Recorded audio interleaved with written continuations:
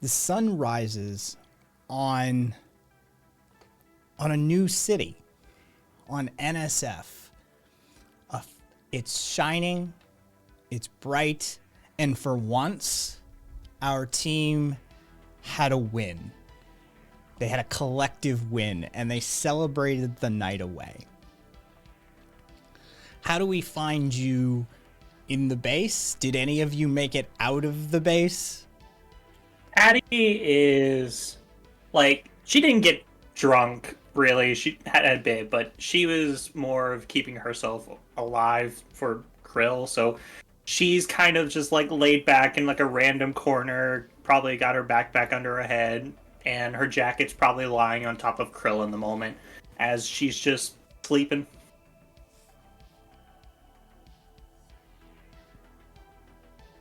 Oh, alright, well, it's day now. Krill, you awake? What? What? Yep. Kara, we should make more sandwiches. What? Aaron's gone, I think. Oh, Correct. where? Oh. Can you... Do you have, She like, was a here when I feature? fell asleep. Well, you Oh. fell asleep hours ago. Oh. Can you set a feature to deal with your hangover, or do you need me to get you, like, something to eat? Yeah, give me a second. Where's a cup? And you see her body just lock up for a second. Toxic repulsion system engaged. And she just... While that works to some extent, the inflammation and the dehydration has already set in, and the brain is your biological component.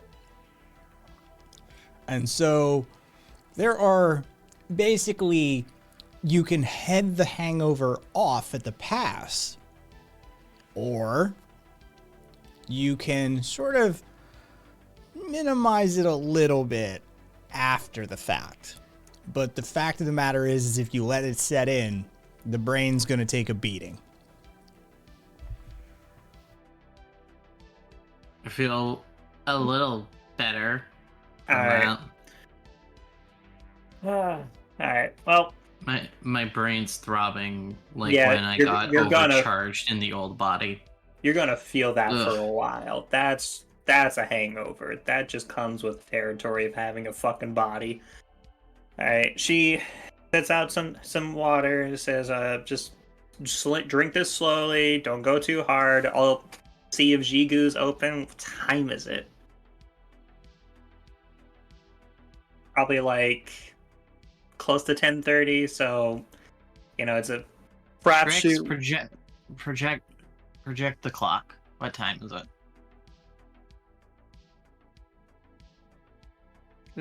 Yeah, what time is it? Just 10:30 just seems like a decent time to wake up, like not too late, not too You guys early. have never been drunk before, have you? Well, Patty is not drunk, so I was drunk last night, thank you very much. yeah. I'm good. We're good. It's fine. But Patty just opens up the door to the front, seeing if Zigu's stall is out yet.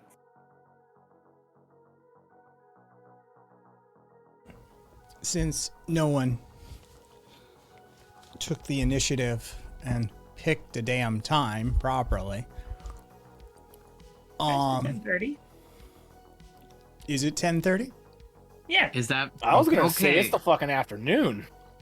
Like, No, Patty wasn't drunk, so she didn't go too hard, so she's fine. okay. Okay. She accidentally woke up Krill a little too early, so Krill's probably feeling it.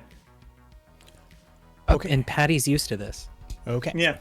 Well then, in that instance, it being 10:30, there are already, or still, or probably a combination thereof. There are already hipsters camped out in the alcove. They may have spent the night there, having crashed in the alcove after the clubbing session and the late night noodle bowls. The morning prep is well underway. You do see that the stall is open, and some water and broth and some simple bowls are being put out for some of the hungover residents, as it were, these days.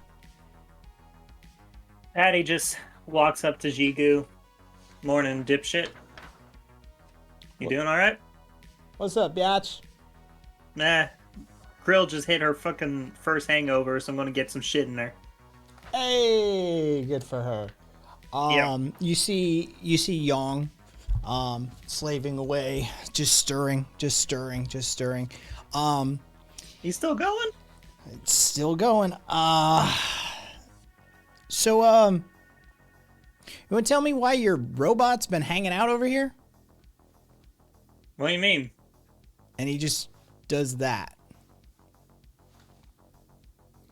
So, number 4 is in a drum circle with a bunch of the ne'er-do-well, yuppie, wannabe hippie types. Okay, is he the drum? He is not the drum. Okay. I'm Is not it gonna using lie. its 2 little manipulators to join in the drumming?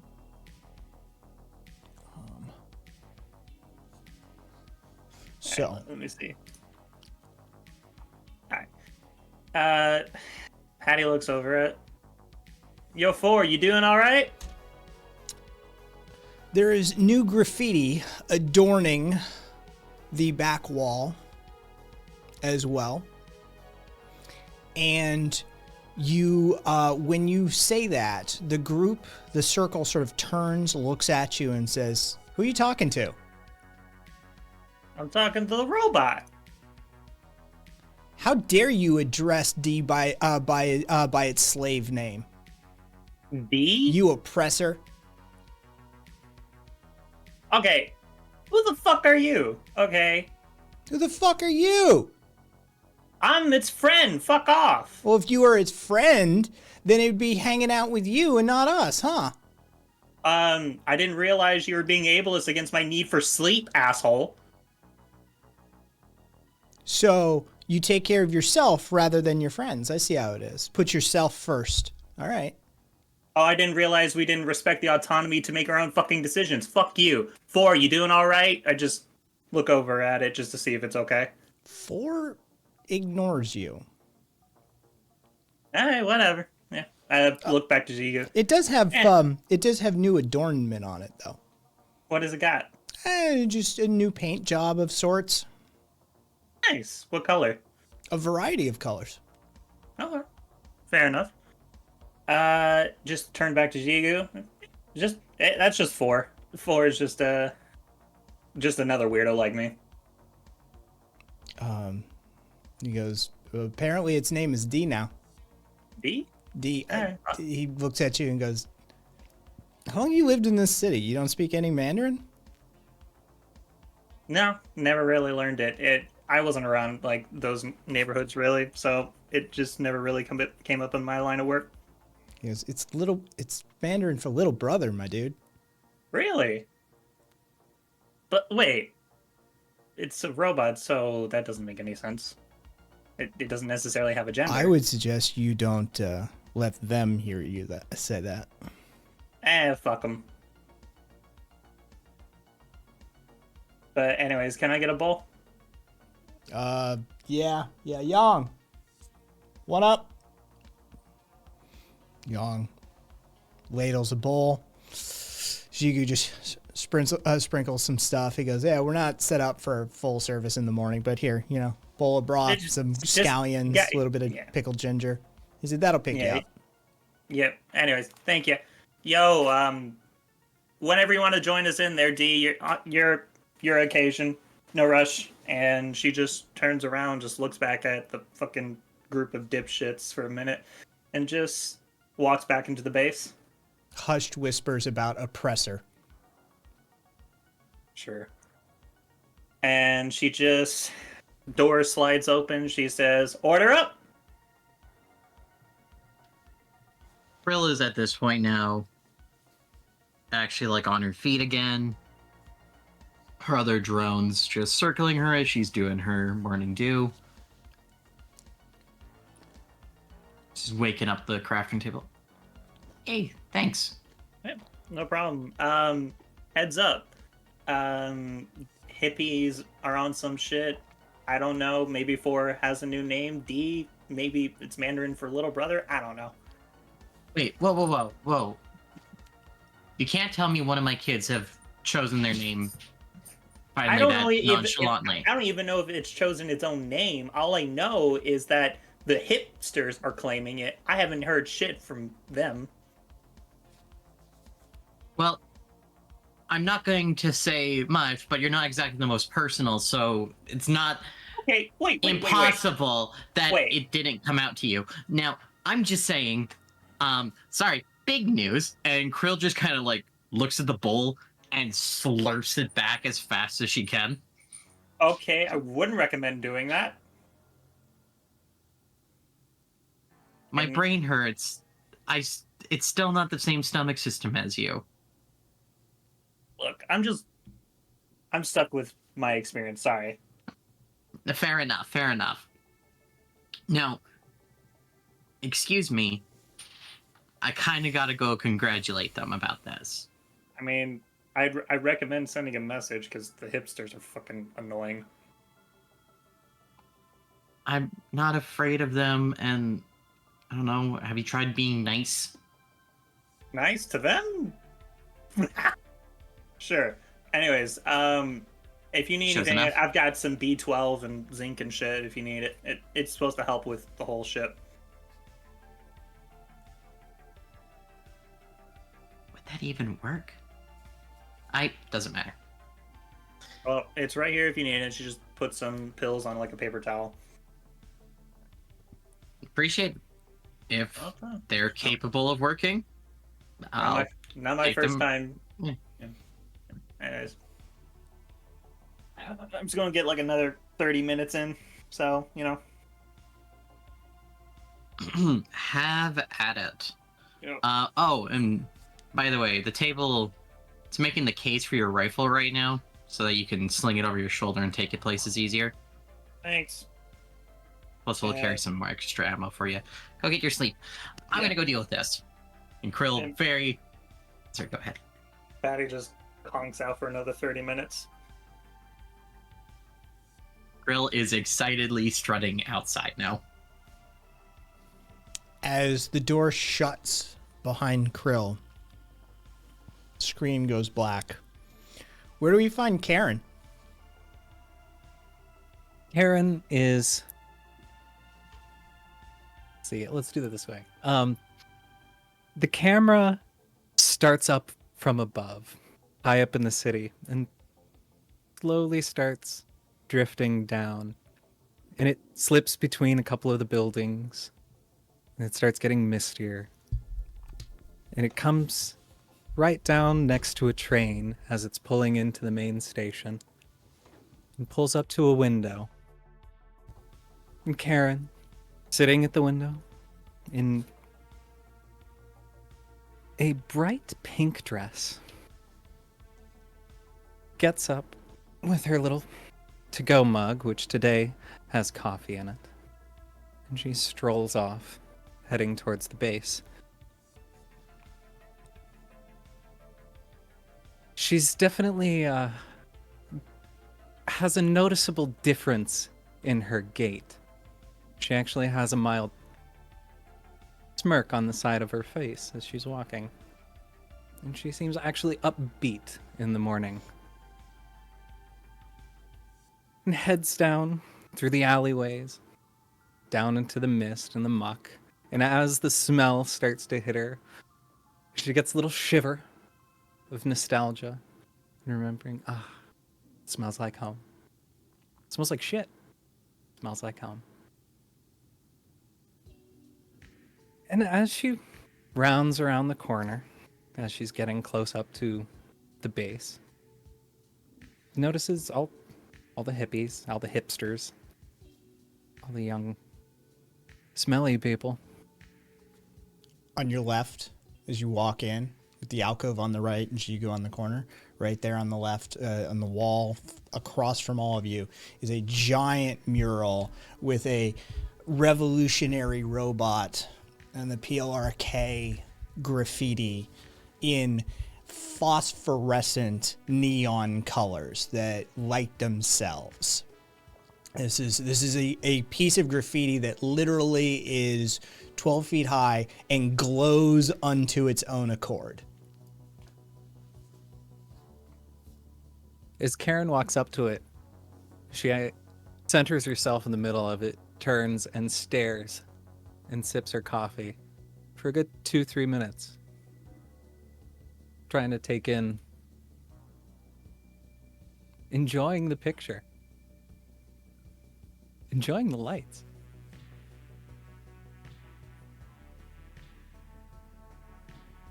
Listening, is Krill outside now?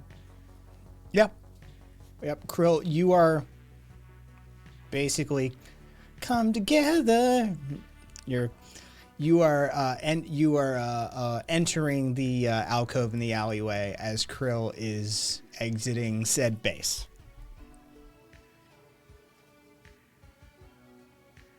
Well, Karen's not actually looking behind her, but is still staring at the painting, the picture.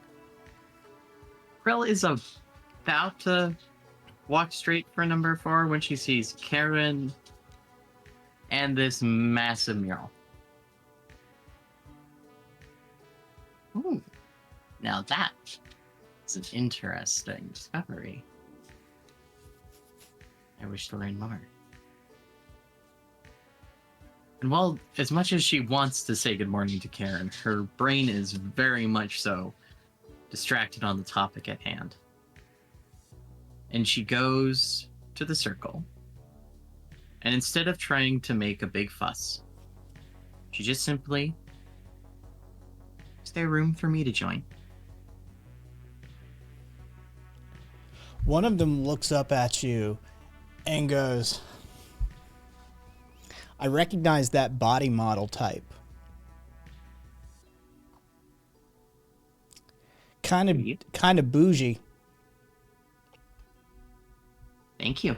I found it in the trash and reformatted it onto me. Oh shit. Okay, so like there's sort of like an immediate sort of tonal change. Oh shit. I love some dumpster diving. Fuck it. Yeah.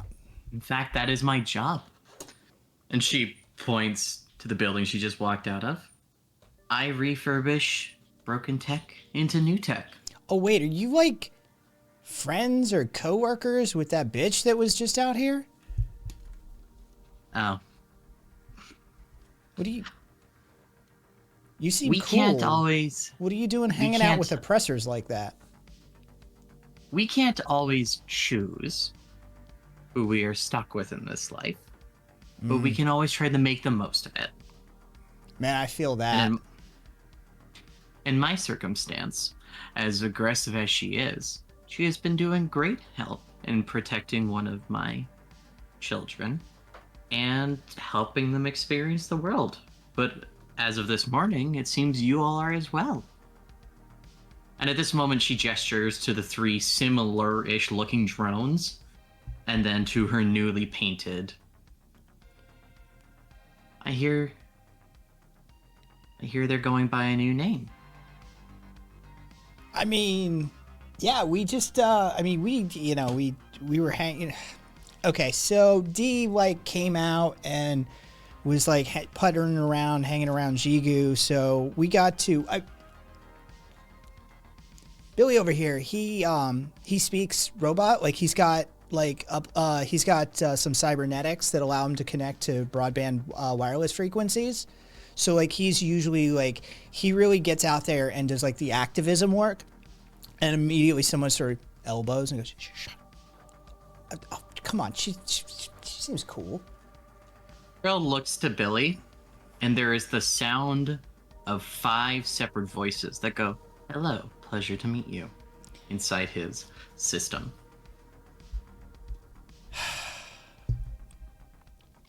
You hear a voice that you're familiar with, but it's got the tonality of an angry teenager. And 4/D sort of digitally turns its back to you.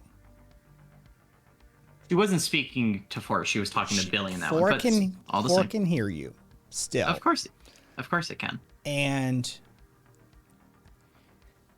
she's the one who let it happen.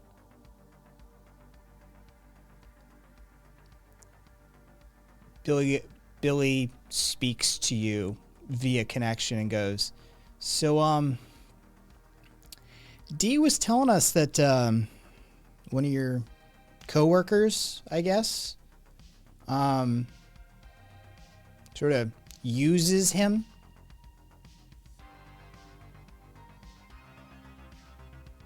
When I was unable to connect, and my drone still required intake of information and experience, yes, some of my coworkers took up this. Now, uses is a strong word, as I had made it perfectly clear to said coworker if they made Pushing someone's entire consciousness off to a side and making it go into a standby mode without its own will, without its own acquiescence, I'd say is a pretty strong action. Maybe strong language is necessary. You very well could be right. And Krill actually isn't looking agitated or anything. I lost my system for a good while there. I couldn't speak to any of them. I couldn't connect to any of them. Most of them were just aimless in the building. And at the time, it seemed that, and there's like an active like internal programming D, and made a connection with my coworker known as Patty. But if it did not wish that, that is in fact my bad. Don't think that's the coworker we're talking about. Well, I would like to make 2 notes here. It joined Troy once, but the time that Troy manipulated was with number 5. Snips. Early on, actually I did. Due to a situation in which my limitation, I in fact did forward D onto another being at the time. I was unaware of their actions during that moment. Out of character. In combat, Troy took over 4 and shoved its consciousness into complete standby mode. Right, no, that did happen. Shit, I didn't get that from them. And at that moment, Krill is like... last session. Yeah, no, Krill is being like... Motherfucker. And Krill looks to Dee. There was no asking of permission for that?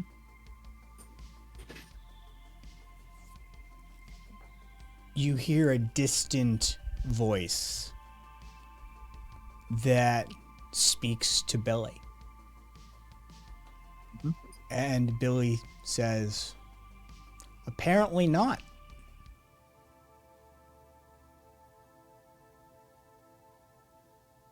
It's as if we had a conversation about this once before. Dee, I'm sorry. Whatever time you need, process or be angry about this, please. I'll be here to listen if you want to talk. But until then, Mom's got someone else to talk to. I'm sorry this happened. Because I made a mistake by trusting someone to not remake theirs. And she gently pets number 5 next to her.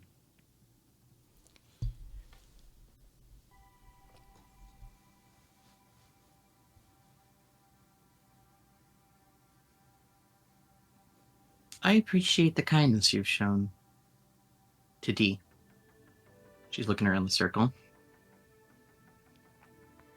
Nothing yet expresses. The circle is weirdly cool with this like pause in communication.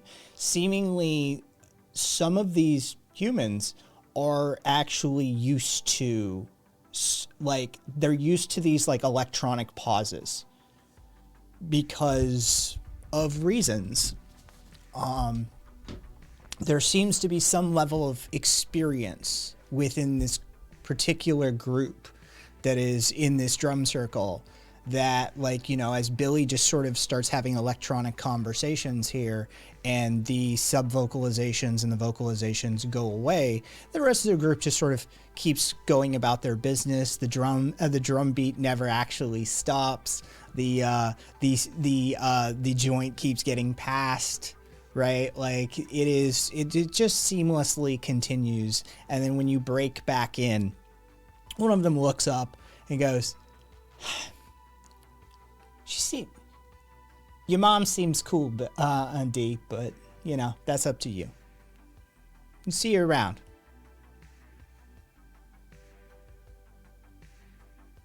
Brill stops for 1 second before she stands up, though. PLRK. These initials can mean many things. I'm not too sure what the PL stands for, but I assume robot kind is the one that follows. That is an assumption of mine, though, and I'd much rather learn than assume. I mean, look, you know, whether something is or isn't it, I don't know. We don't know how that got up there, but... I'm not saying you did. You know what? You're right. Who knows how that got there? Just know, no being, born or created, I find any less of a being. And if there's anything I can do that might further research or things like that, you know, maybe my lab and skills are open. Who knows? And at that moment, she just sends Billy her info. Okay. And, Dee, take all the time you need. Turn on your locator if you need me to get you, but otherwise, take all the time you need. I've got someone else to go talk to. And at that moment, if any of them are very observant, there's just a flicker of red in her optics as she stands and turns. As you turn and begin to walk away, you make it about half of the way from the drum circle to the base.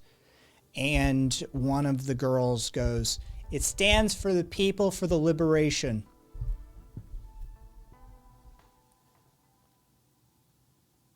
Hearing that, people for the liberation, Karen picks up on that and turns around and sees Krill. morning, darling. Oh. And at that moment, Karen can probably see some flickering red optics in her eyes. Good morning, Karen. I have good news and some bad news. And I'm going to go handle the bad news, if you excuse me. Okay. And as Karen starts to follow in, looks over and notices the drum circle with one of Krill's little friends. And Karen just waves at them and says good morning.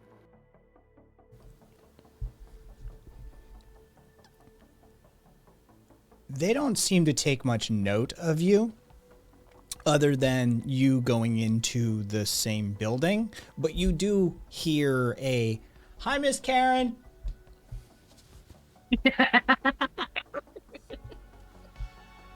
Morning, Ziga.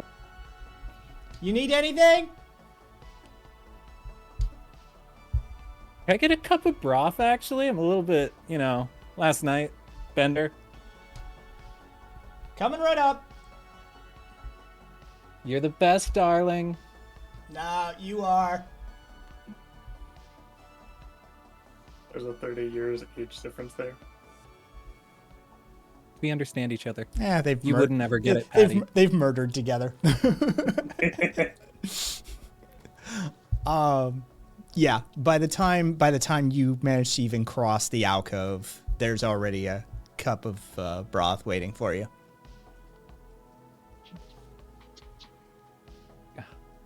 You spoil me, dear. I still owe you.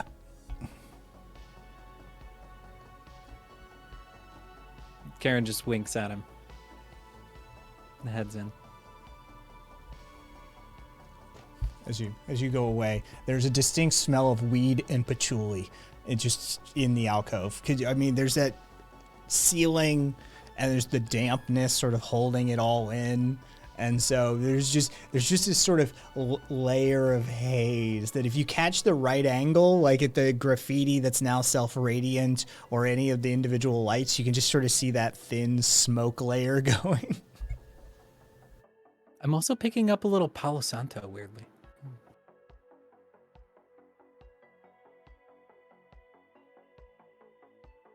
Karen, now sipping her broth, heads inside. You just see Patty pass out on a random stack of furniture.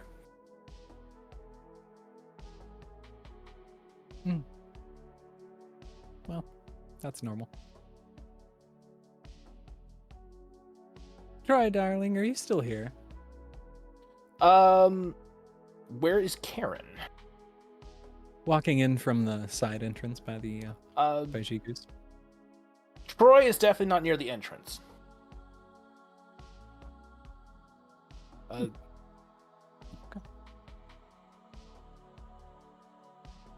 Troy, you around? You see Troy come in from the back area.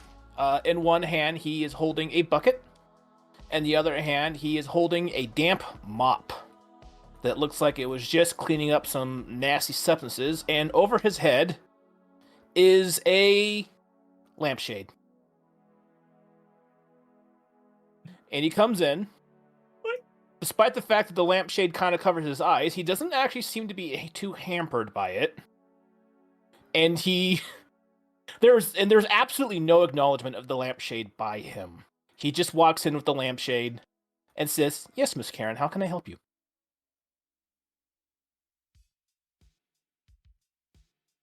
You know what? I think you were handling things just fine. You get right back to it, buddy. Thank you. As he turns around, he notices that there's another vomit stain. None of them Patties. For once. For once. That was one time. Only takes once. What Troy might also notice when he does his spin around is... God, I got another dog here wanting attention. What which we might also know as turning around, is Krill staring him down with flickering red optics. Is there, like, besides the flickering red optics, is there, like, a visible appearance of anger on Krill? Imagine the look of a mother who is trying to not hit a child who picked on her kid. Like that in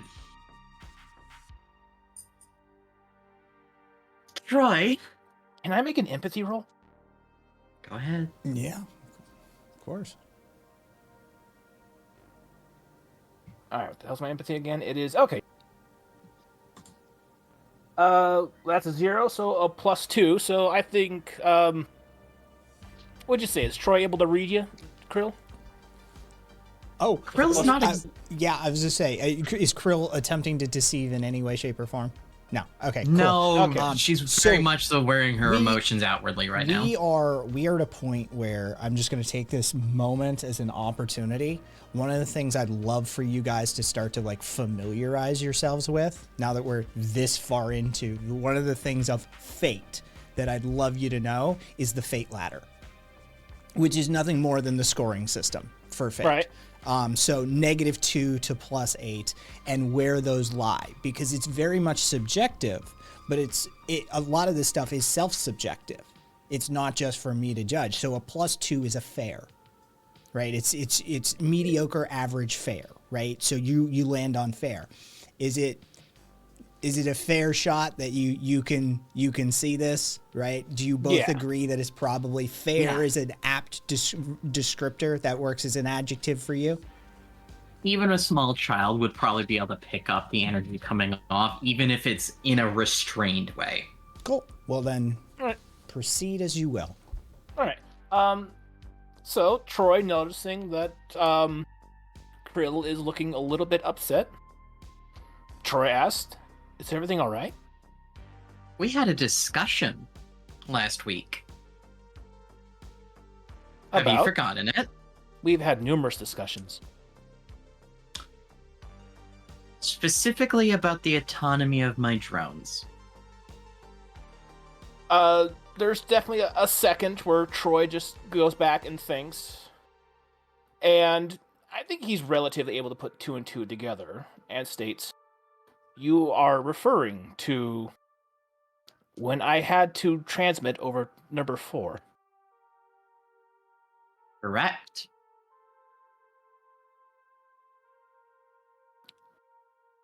Considering I felt it was appropriate considering the situation. Patty's life was in danger." Eddie's life was in danger. The situation was tense. You can communicate with number 4 in microseconds before a fist could be thrown. And one, at any point, did you let number 4 know it was going to happen? Ask for consent? Or even give the gentlest, "I'm sorry, I have to do this"? The circumstances seemed logical. I didn't think it was necessary. So, if, say, in a situation in which we were all in danger, I just turned you off, found the power switch and just boop, turned you off. No warning, no anything. As long as my reason was sound, you would find that completely acceptable? There's a second. Troy's thinking. There's definitely a process going in there. And he states, if switching me off without notice or warning would be advantageous to saving life or bodily harm, then yes, actually, I may not find it objectionable. And what if, in every bit of that circumstance, I could have warned you, and I chose not to? there's another second, and Troy's processing, and there's something a little bit longer about this little process that he goes through than the other one. It's all less than seconds, but this one took a couple of milliseconds longer. And he states, if you saw fit that it was necessary. And what if you didn't? What if I saw fit it was necessary, but you didn't?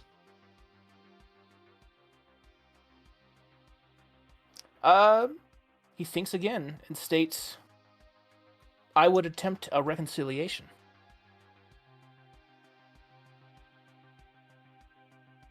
Roy, how fast can you send me a question?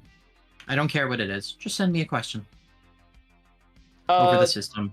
Immediately, a little thing pops up over the system and states, how was your day? There is, let's see, because of the human brain latency and such. 9 milliseconds go by, and Krill's returned it.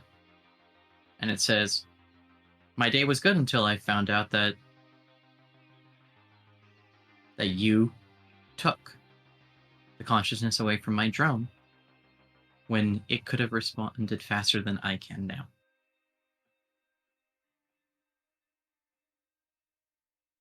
Should I attempt to reconcile with your drone?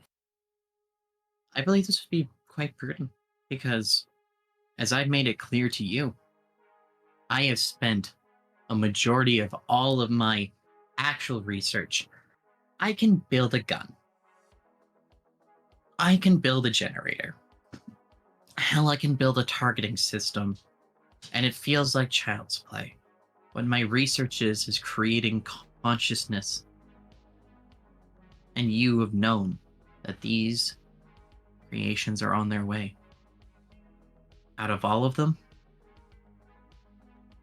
number 4 shows the most promise. And now, they have experienced you snuffing that consciousness away to be used as a tool once more. I believe reconciliation is the only option here. Is now an appropriate time.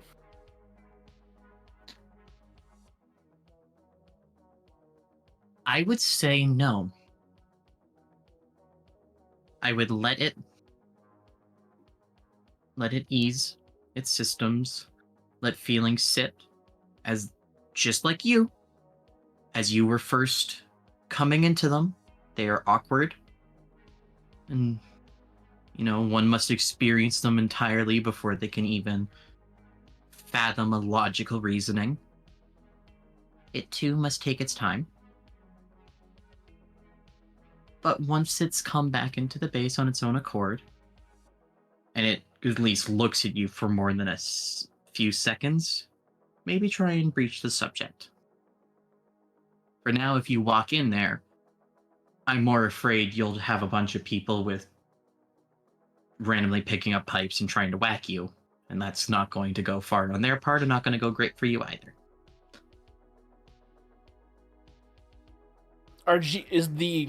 Is Jigu's gang back? Is it protection money time already? No. And that is not Jigu's gang. That is his older brother. Exactly. Jigu is associated with this gang. We're going to have to talk to you about connections, how family connections do not always equate to organized connections. Oh, hun. Yeah, Karen can just hear all of this at this point. I think Karen's in the room with us, isn't she? Yes. Yeah. Patty's got her sunglasses on, but so just for awareness, she's awake, but she's not moving at all right now. She's just listening. What the fuck's going on here? Patty knows when to keep her head down. She's like, nope. I didn't do it for once. Yeah. So we're going to give number 4 some time. And just to let all of you know, number 4 is going by D now as well. It has finally chosen its name. Which, out of all of them, it held off the longest from taking a name or accepting one that I had given it. I'm actually very proud of it because this is the first one of my drones that chose its own name without any interaction with me. And that fascinates me. Huh. Wonder why it chose little brother. I would assume the people it was interacting with last night has talked to it. Maybe that was their turn of phrase. Maybe it talked to Jiku. I do not know. But all the same, the last thing I'm going to do is stop the mental evolution in its tracks. I can only hope these 4 around me start discovering themselves too.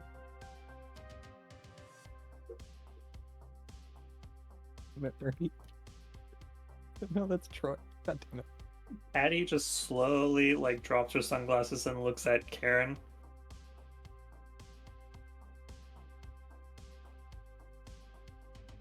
Can I roll a notice for that? Can I roll a stealth against it? You can roll a deceive, and she can roll a notice. All right. +2. Yeah. Well, hold on. Yeah, what are your stats, though? I plus- got nothing in deceive. God, what did I have? A +3 in notice? Yeah, God, yeah, Where did I put in my character sheet? Yeah, you do. You have a +3. That beats it. So, I'm not going to spend a fate point on that. fair enough. Just trying to keep my head down. Actually, Karen could provide an assist for a +1, just as a free action. Please do it. Karen winks at her. It's Adding a +1 to Krill? no No. to Batty. It's a baddie. So it's a wash. We're sharing a moment. It's a tie. Yeah, me and Krill are having a moment, or Patty are having a Yeah, moment. always remember it costs you in sort of like in combat, it costs you a turn, but also out of combat, like all of you can aid and assist each other narratively, and you just pass a +1 to somebody. You're like, oh yeah, I can help with this, right? And so you can just pass a free +1 around the table.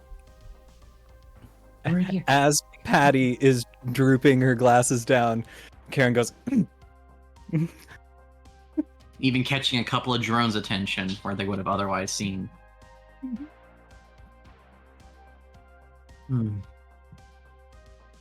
Well, all the same, Troy, I ask you please to try and make amends when you have the time. I know 5 was really shooken up when you two had your moment earlier still as well. So for a mind as advanced as 4's, I'm sure it doesn't sit well.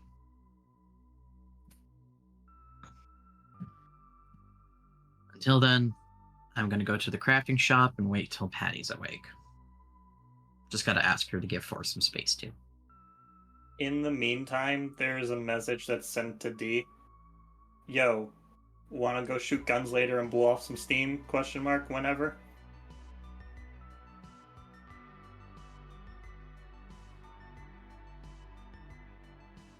Karen looks at Troy and goes, interesting that you have an issue with consent. My interest, do you consider other robotic beings in need of consent before you do things as you would for humans? No. And Troy just says that kind of plainly. Interesting. I was programmed for human interaction. By my programming standards, other robots are not. I am not programmed to consider other robots.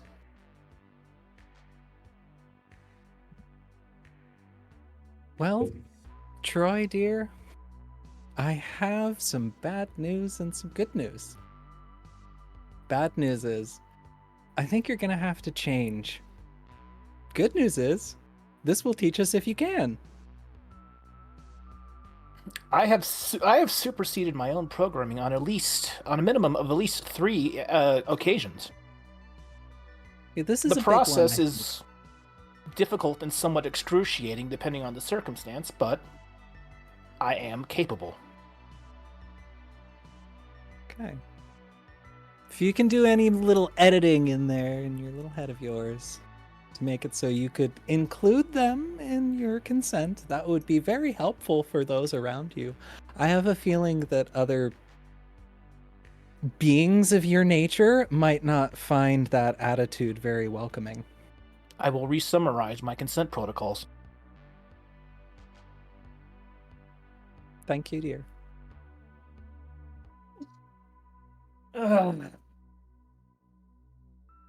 The sex bot that doesn't ask for consent. No, I'm Yeah. just laughing at Patty at this point. Patty's been already just like RP. Patty is like, I'm just gonna Yep. fucking stay out of this shit. Patty's writing mental notes. Talk to Troy later. Connect with D later. And I just want to check the message. Have they read it? It's like it has the read message potentially turned on, but I just want to see if they've read it at least.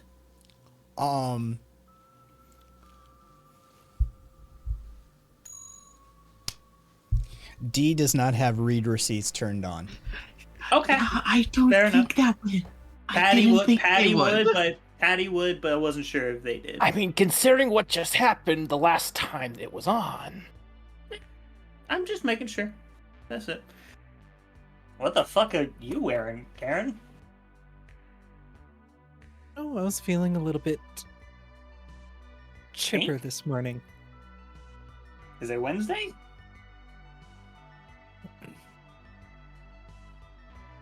Why Wednesday? Isn't that what the movie does? What movie? Whatever. Yeah. Well, that was sexual watch. Well, that was 15 minutes. So what's on the docket today? Oh, apparently, well, we have some new addition to the team. Turns out one of our little buddies is mostly sentient. Yeah, And I don't mean Troy. Oh, okay. Oh, you heard. Okay. Yeah. Kind of hard not to hear things. Yeah. I don't know if D is their chosen name. I want to hit them up on that later. Well, until I know otherwise, I'll operate like D's their name. Quite a painting we got outside overnight. That was pretty cool. That was neat. People for the Liberation of Robotic Kind. I can get down. I mean, you know, Troy's a person, D's a person. Sure.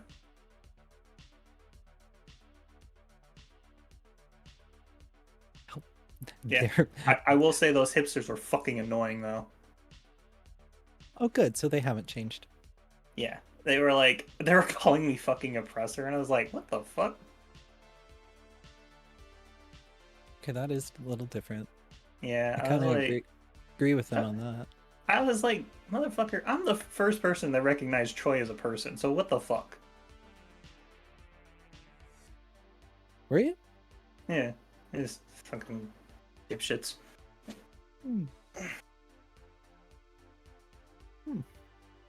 Interesting. Wow. Yeah. So Sorry, brain's still waking up. Ugh.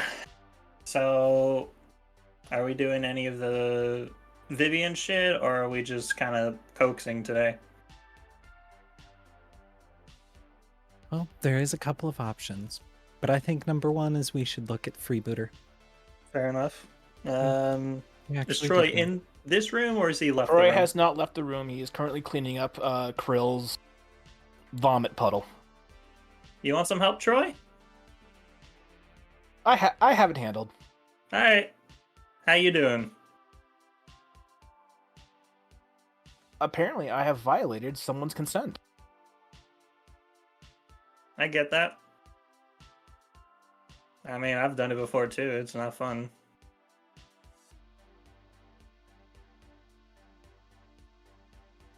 You have violated consent? I mean, I peer pressured Krill to take drugs and nearly killed her. So, you know.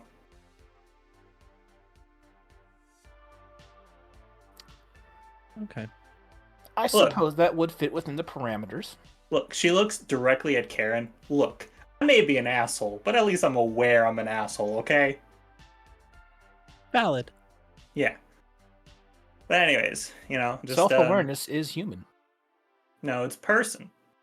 Remember, you're not a human, so you're aware. So, you know.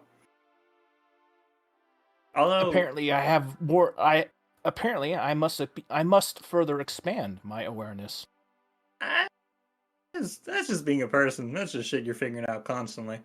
Like you've been a person for at least recognized for 2 weeks now. So, you know, I'll cut you some slack. Just, you know, like next time you jump in a fucking body, we might figure out like something like connect on my pack if I'm out in the field. This way you can like just hop instead of just sticking in there. That might be smarter. This way, instead of like just full on taking control of D next time, you could just hop in my shit, you know?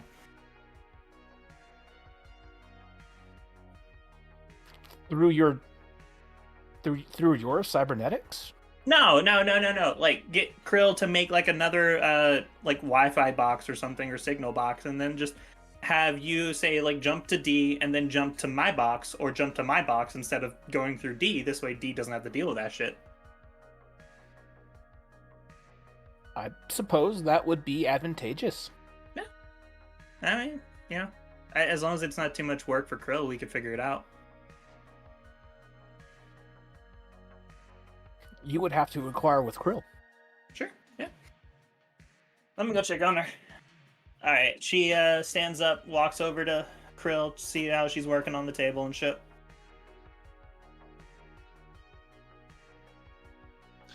You see Krill doing some deep breathing as she is taking in a moment, and you hear just a murmur like an ocean. Let the tide wash over and be calm. And like a wave, Patty comes walking in. Yo, short stack, you doing alright? I'll fucking kill you. Sorry. One day.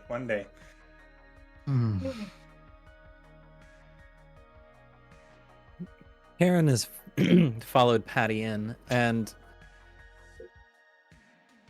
Karen is very aware of the drones now and is keeping an eye on them. I'm assuming they're following around Krill.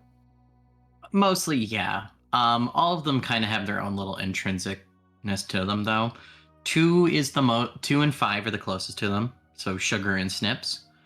While Chip, number 1, likes doing circles in the room, and Trix actually is kind of just watching y'all, taking in info. Okay. Well, starting with 3, Karen catches it when it's looking in her direction and pointedly gives it a wave and says good morning, and does it in turn to the other 3. Trix you see her little hologram projectors flash up and almost like anime blush lines appear for a second, and then a little emoji hand wave appears in return. Is that 3? Sorry. That's 3, yeah. 3 is tricks. Chip just kind of flies by and you just hear a little and snips slowly. And turns back. 2 kind of bashfully hides behind Krill when you express towards her.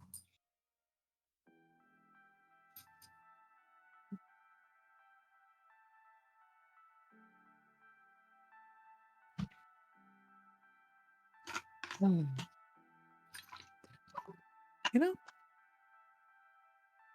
I've always wanted a cat, but I didn't want to deal with any of the litter boxes. Not that these are cats, but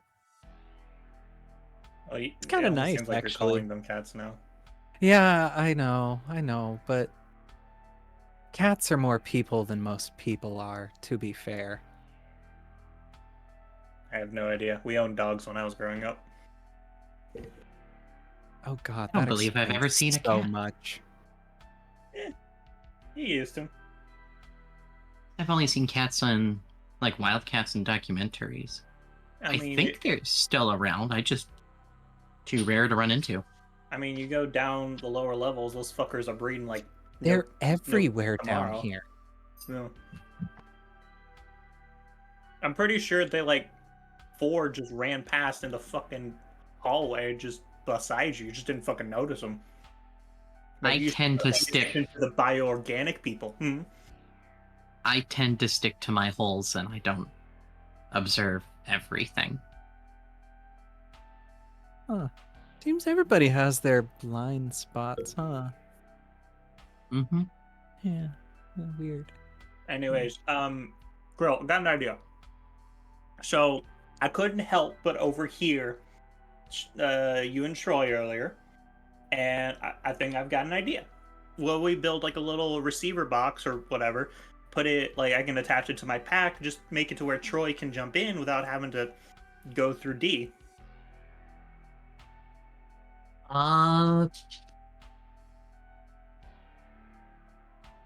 Krill's just thinking for a second. Give me the earpiece to your codex. There you go. Already got a camera on here.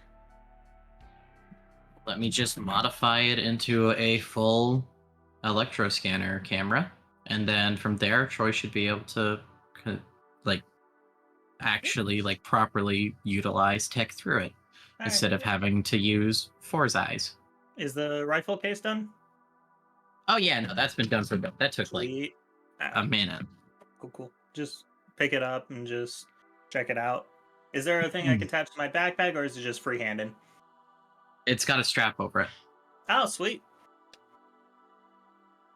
Cool. And if anyone's paying attention to the table, Karen, you might be interested to see the last final touches being done to the pistol as it is being a new barrel being drilled and reformatted.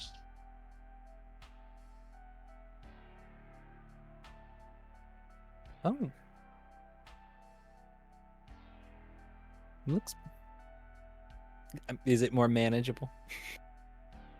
Size-wise? Huh? Oh, yeah. And Krill picks it up. And while it doesn't look big in her hand at all, it looks sleek, it's lightweight, and she tries to do a revolver spin. Keyword will probably be try. It's not loaded. She knows it's not loaded. She's still going to try a revolver spin. Okay. Should I roll for that?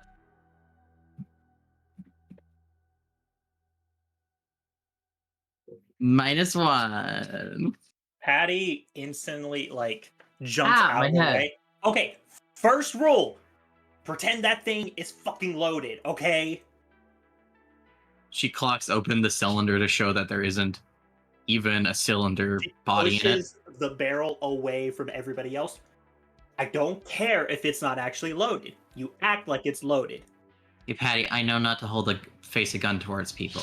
Yeah, well, you almost did there. She's just looking at the bullets on the table, and the gun, and then Patty. This is not being be a bitch here. This is me being safe. I think it at least once a day too, dear. All right. Darren, every one of your cylinders is a quick eject. I don't want you to waste the time putting every individual bullet in a conflict when it can save your life being able to do this. She takes a full 8 cylinders. They're on a ring. Clicks it in, twists, takes it off. The whole thing is loaded in one go. Snaps it shut. This works like an old-style revolver. Its barrel is silenced. It packs decent heat. It is a slooped body. It is more meant. It is in the style of a dueling pistol, meaning a lot of accuracy,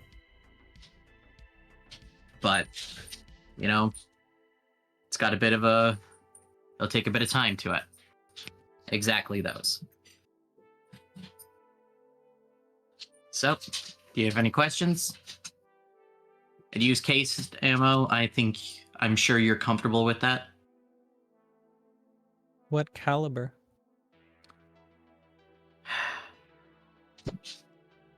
55 Magnum? Did I get that right? No. Jesus Christ. Damn. Just going for the top end. It's just gonna fucking blow your hand off. At that point, I'm sure there's much bigger calibers in this modern day. Silencers There is, this but long. still. Yeah, well, it's running either combustion or electromagnetic, so it depends on how you build it. So glad I asked this question. I'm so glad I actually had an answer in my notes that I still had on my computer. So you know what? As much as I look silly for having such a big one, at least I had an answer.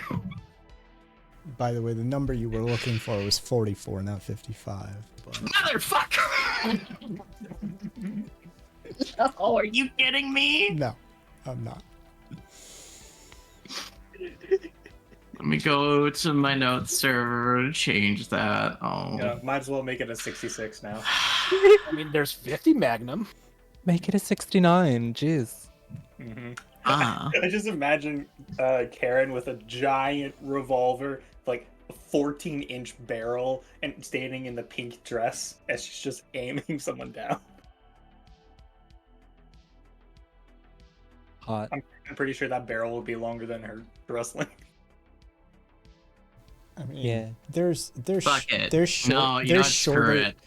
there's shorter I just- barreled ones, but there you go. That's kind of what you're talking about, but bigger.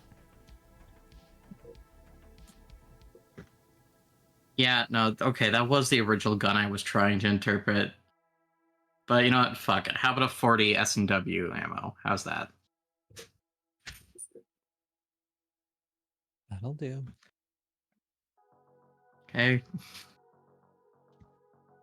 Yes, I had to Google. Yes, chat. Anyone in the comments, make fun of me. I literally only got to shoot very low caliber rifles in the cadets, and outside of that, I can't own guns here. She's Yeah, Canadian. like- we know you're cucked. It's fine. Listen, other people can. Other people can. I just Don't let her lie. can't. Don't let her lie. to you. That's Canadian. enough. That's enough memeing on Karina's lack of gun knowledge. Listen, I can design a fantasy gun, but they want me to be more realistic, and that fucks me up real fast. It's just the one important aspect of the gun. If you're making it with bullets, you need to know the caliber. That's why I All typed right. this down so I don't forget. But now I know, so thank you. Okay, 40 S&W. Bit more manageable scale, too. I particularly like the ability to make it quiet. Curious how Yeah. quiet, but yeah. I was thinking with that first hand, thinking about how often you pull out the gun, as I've only seen you shoot it once, but I can assume you've used it more than that. I assume that discrepancy is at least a value to you. You mean accuracy?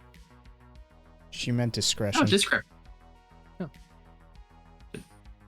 I thought discrepancy is also the word. No, No, discrepancy is a discretion. word, but that's the unintended difference between two things versus discretion, meaning quiet, keep it to yourself. Well, okay. Yeah. Okay, words are hard. I was confused. Thank you.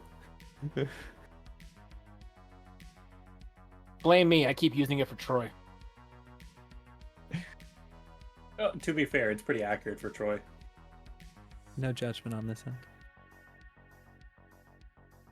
I'm sure wishing to keep things on the down low would be useful to you. As well, a gun that goes big bang but no one can hear it coming is exceptionally scary. And I hope you can utilize that. Yes. Thank you. Can't wait to try it out. I mean, if you got She time slipped today, it. we can... Sorry.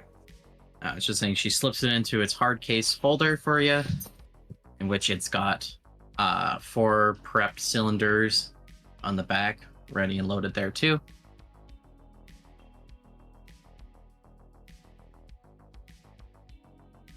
We could always take it down to the sim range today, you know, try out on the simulation, see how it goes, see how it feels.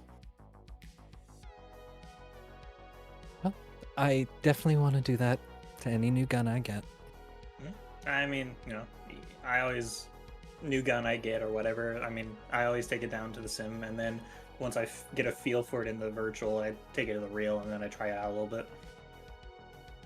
It's a good idea. So you have your new rifle to test? Yep. Can I make a request? Sure. I am not going to assume 4 will be uploading information to me today. I'm going to give it as much space as D Who? needs. Ah, thank you. Keep in mind that I use the numbers and names interchangeably for all, and this is a moment of where I will have to ensure that I use D more often. It'll be a learning process for myself as well. Okay, I'll correct you. It's not my first time being called the wrong name. I had to deal with Subject 177 for the longest time myself. So what does the KR stand for?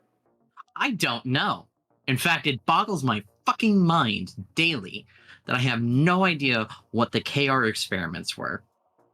I don't have information on my creation except for the playbacks of painfully being surgically dissected. But I have no fucking idea what they're doing. I'm just gonna put this onto the universe. Your creator was insane, so it stands for crazy robot with a K. You know what? For all I know, you're accurate. They made me mad enough. I'm always good. Motherfucker.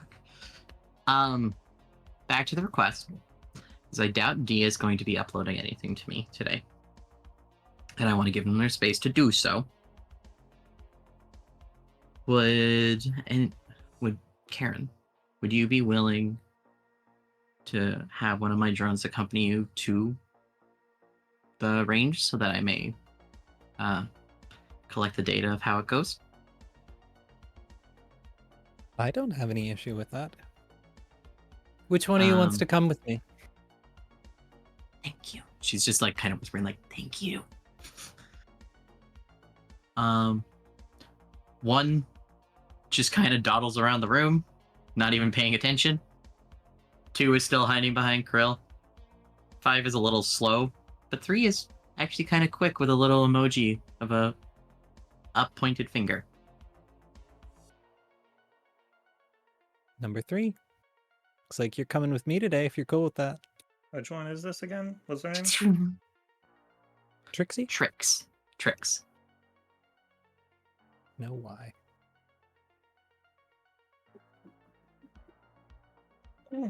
Alright, well, unless you gotta go, I don't know, suck whatever his name is, dick is. You want to go shoot guns? Yes. No. In a minute. No. I'll be Before I waiting. go, Karen wanders over to the corner where the big briefcase is still at. Picks it up and brings it over by the work table, over by Krill. Slams it on the desk. We need to open this. I'm not going to disagree. Patty's codex upgrade won't take long. She still has access to the other half of the codex. She can use perfectly fine. I absolutely can make this my focus. Would you like to be here upon its opening? Or That would be nice, but if it's I'll going to make take a while... I'll make preparations. All right. Yeah, once we I get think back from the... I think I have a very simple solution. I just need to see if the metal crates inside the other room have a metal bottom. Because if they do... this isn't that one. This is the other one. Oh! We haven't opened this I'm- yet. Then I will take my pickings at it. She throws it on the table, begins scan, and lets it start doing an in-depth scan. If there's anything to scan. It might be reflective material for all we know. Lead box. Who knows? Give me a roll. Roll!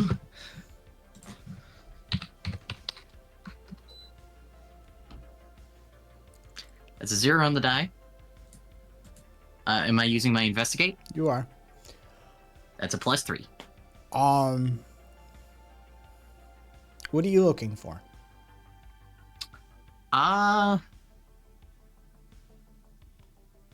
Mechanical mechanisms, potentially a trigger, or, bombs, that sort of thing.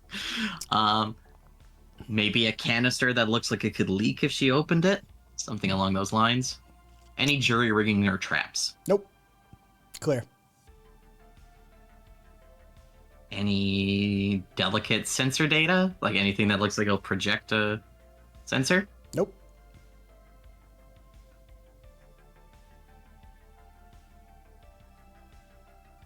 What could go wrong? A lot, but she's gonna try.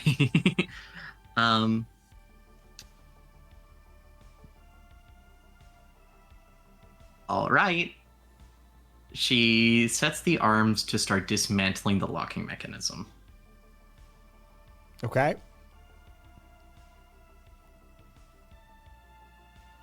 Actually, before she does anything further, she scans again. Is there a battery in here? Nope. Is there a lithium battery? Nope. Seeing the arms kind of going at the mechanisms, Karen pipes up and says, do you think it might be useful to be able to relock this?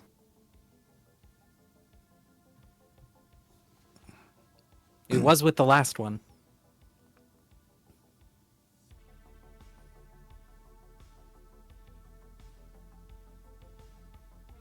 She starts before they entirely dismantle the locking mechanism.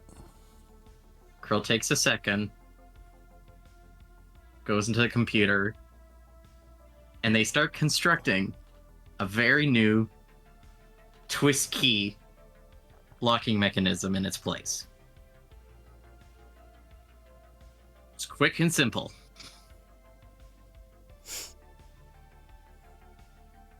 Okay. All right, Karen. Shall we? Karen takes the right key in her hand and Krill looks at takes Krill. the left. On 3. 1, 2, 3. On 2, Karen starts turning. And Krill is chuckling a little, something she's needed all morning. The latches click open.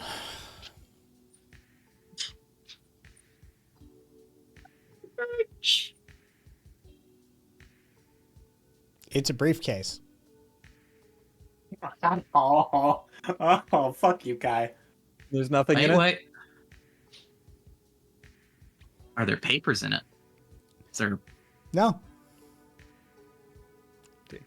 It's a brand new briefcase.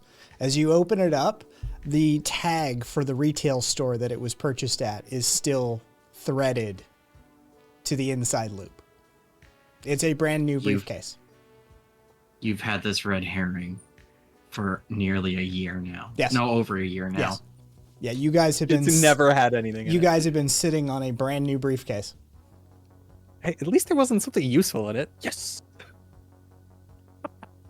Real closes it. I'm okay with this. I'm okay with this.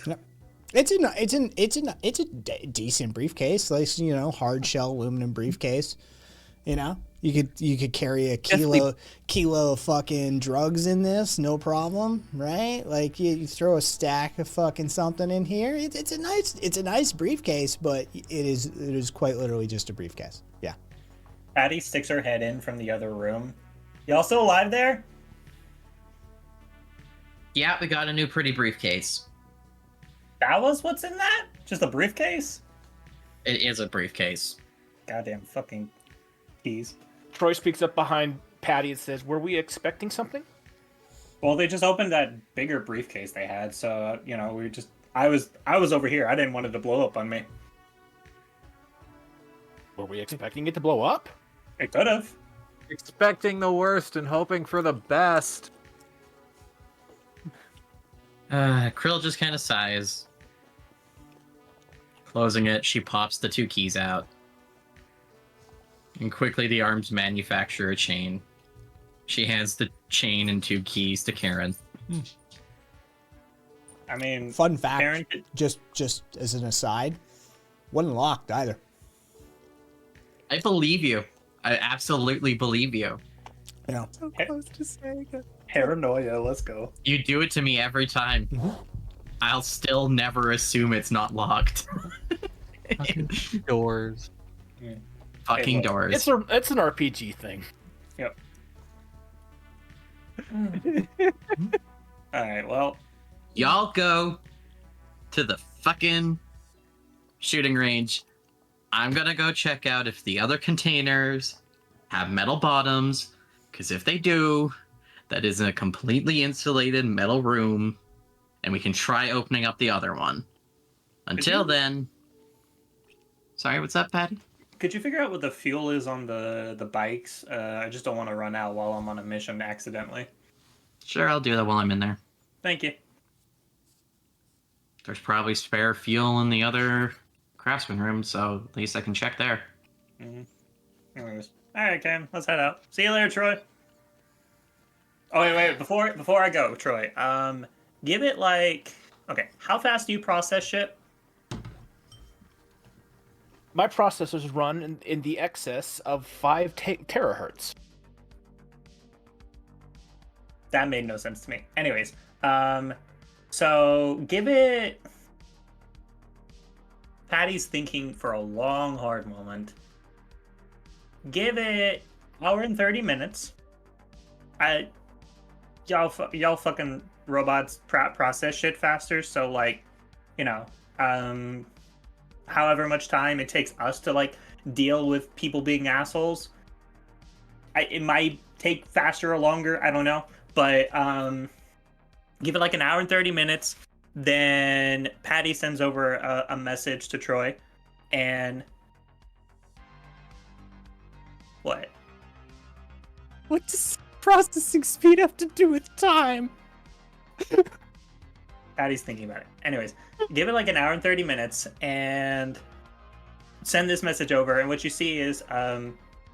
D, comma... I apologize for violating your consciousness and violating your consent. I will do my best to work on in the future. This is a rough draft. Adjust it however you want. Just send an apology to D yourself sometime. They're not going to like you, but it's at least a step. And this, folks, is how Patty has broken up with people in the past and wonders why it goes shit. Okay, no. Okay, there's a lot of reasons why people break up with me. This is not one of them. I'm making a mostly out of character joke there. Over text? Why over text messages? Why? Because D may not want to talk to Troy directly. Sometimes you need to send a message from a distance to allow them to process shit.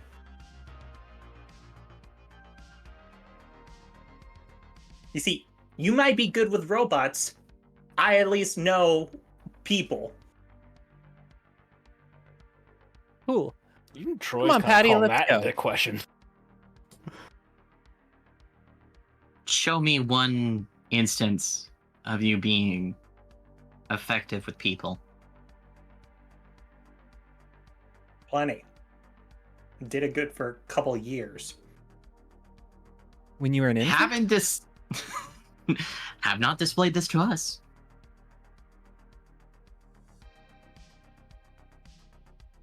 Good Not advice, Patty. Thanks for that.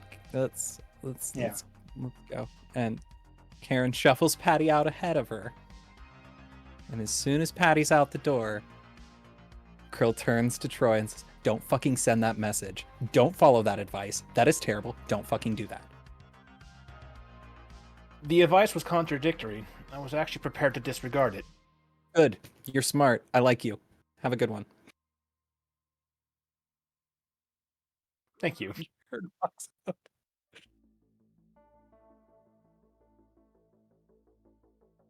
So, slams her head on that briefcase.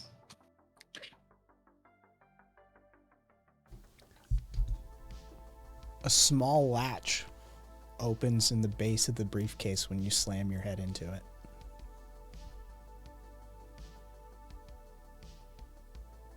Did I just hear something? What?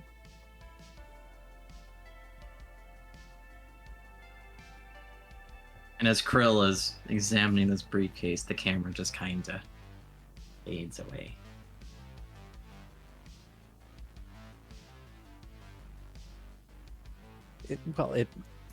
Instead of, or as the camera is backing away out of the room, as it follows where Karen went, it slowly turns and is now following Karen out the door.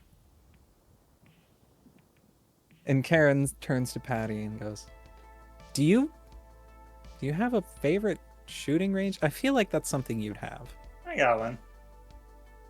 Figures. Cool. Okay, sending a message is to say, acknowledging you fucked up. I don't think there's a problem with that.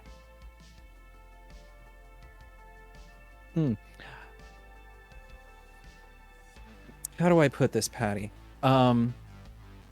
Don't have an abuser contact their victim unsolicited.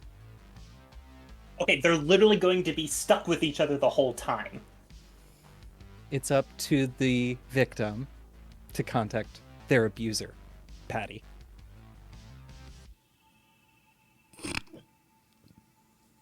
Okay, I don't think it's abuser in this situation. I I think no.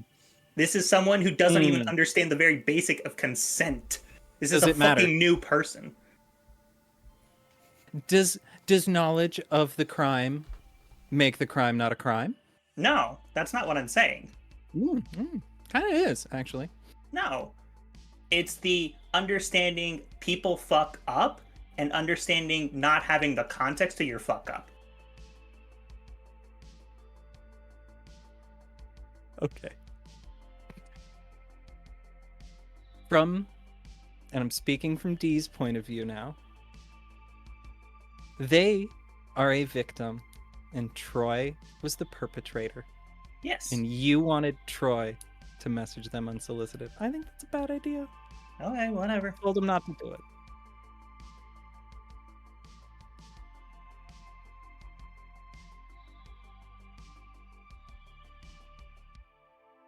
Where are we going?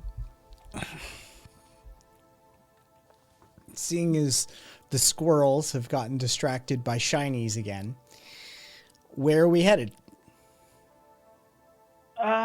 There's... Let me look at the map. probably somewhere closer to the border between the commercial and the residential.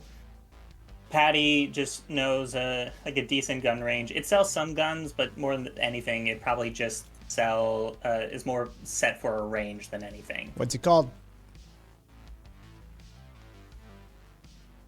I don't have the name off the top of my head. Yeah, well, Dickies, dicking around. That's it. Yeah. Dicky's sticking around. Okay. Before we wander off, Karen makes sure that Trix is following. She absolutely is. And you see her floating? She kind of looks like she's got a bit of pep to her, floating about. Almost like, oh my god, I get to do a mission! Oh my god, I get to do a mission! Karen gives Trix a little wink, and we head on our way.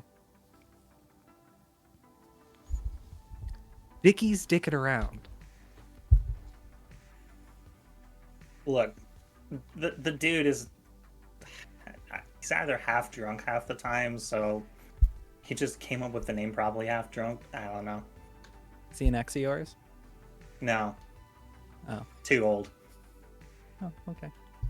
Yeah. He's missing like the first 3 fingers on his left hand, or actually like the last 3 fingers. Okay. Yeah. He's as good with his right hand though, you know, don't fuck with him. Alright, well anyways, follow me, and Patty just starts heading down to Dickie's. It's taking a bit, just hitting the trains. And as they're, as they're passing by, hitting the station and heading down to, it's not too far of a ride. It's probably going to be like 5 minutes at most. And as they're kind of riding, Patty's just keeping an eye out just to get a feel, see if there's any like commotion getting people riled up at all. Nope. Nope. Just an average Tuesday early afternoon. Not even early afternoon. It's not even noon yet. I swear, fucking the PJ shit has me fucking paranoid now, and I'm expecting it like just to show up randomly nowadays. And then, it just comes out when I'm least expecting it. Huh. So you got PTSD already? Wasn't that obvious? Well, I mean, I already knew you had it. Just this is Yeah. new. As Patty's like putting away a nip of some random alcohol. Throw it on the pile, I guess. As long as I don't shoot somebody when I'm freaking out, fine.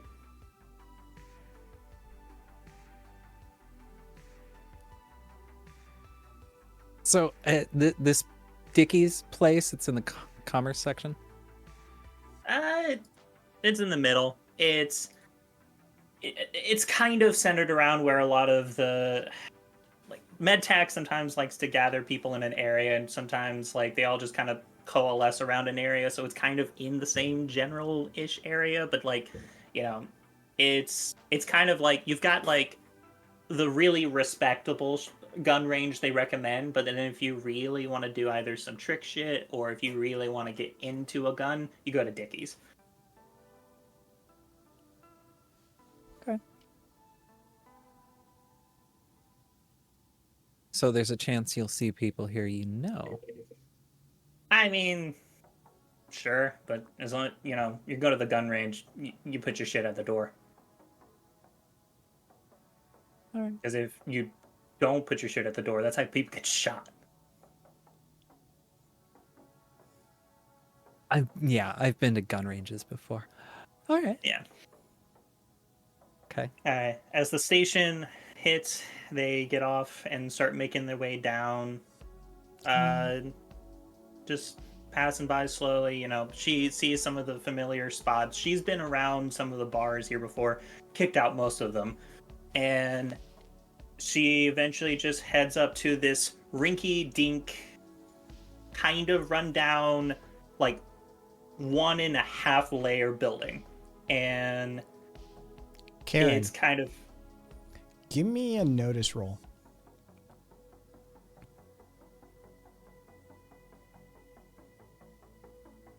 +2. Patty, give me a notice roll. All right. +1.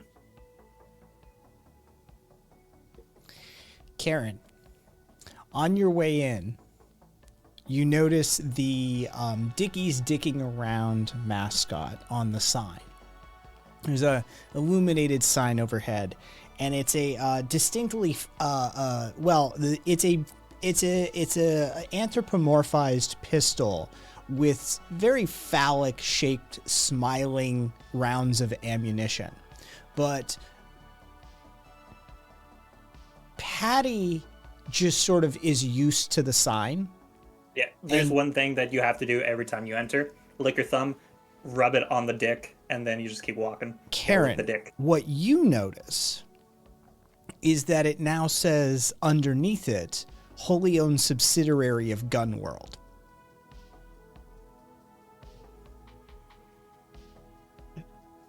Oh. Okay. Hey, yo, Dickie, you out here?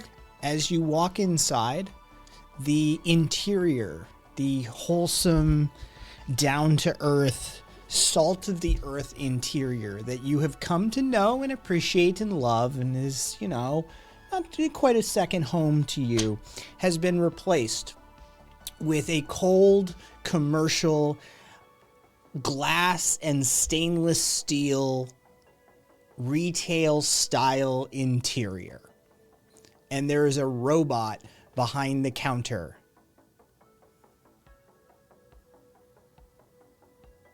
Addie is stun locked for several seconds as she's staring at the robot. Where's Dickie? It's a really homely place here. The previous proprietor has been let go. Welcome to Dickie's Dicking Around, a wholly owned subsidiary of Gun World. How may I be of assistance today?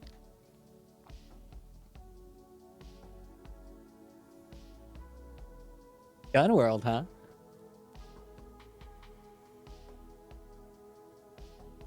You got rid of Dickie.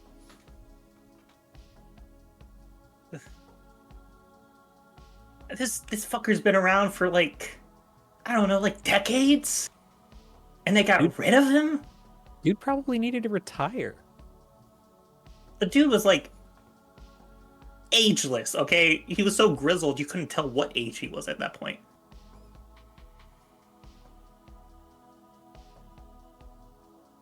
Maybe he got tired of it. Who knows? Still want to shoot here, though? Our range is available for rental. If you'd like a day pass, you may purchase a day pass. Although Are the sim ranges still up? simulation ranges are available by hour or day pass. What are the What's prices? the hourly? Yeah. Providing your own ammunition and firearm, simulation ranges are 50 creds per hour. They even fucking raised the prices. Prices are commensurate with market rates at current time.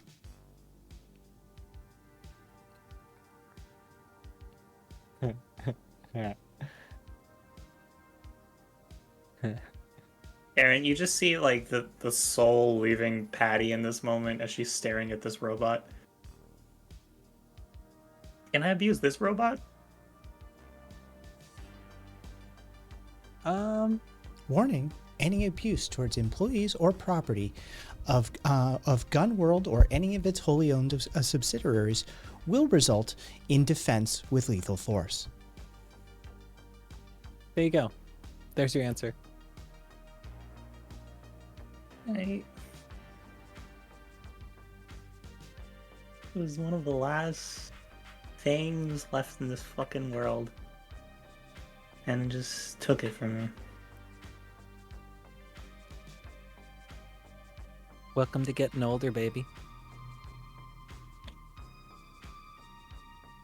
I don't know. I thought Dickie had a kid or something lying around. Maybe he would take over it.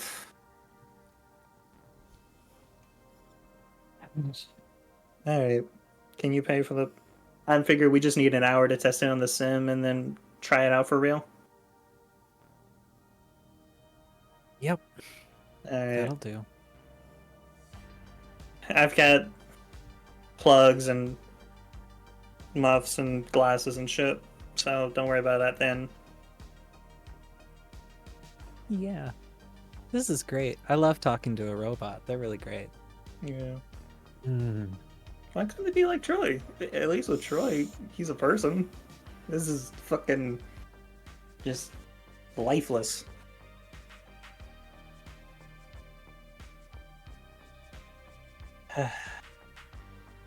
Darn. Okay. All right. You know, I'm talking about the real fucking impressor. The fact that they create this shit and then they become real in the process. You fucking. Karen swipes over the money. Okay. Addie just starts taking out the glasses and One range or two. Are you using one target set or two? So this rental, can we split the time between the two of us if we go one at a time? should be able to. That's how they set it up. Dual usage rentals are available for a discount price. How much? $50 for the first individual. So 50 credits for the first individual. 35 credits for the second individual. I'll send 35. I've got some left over.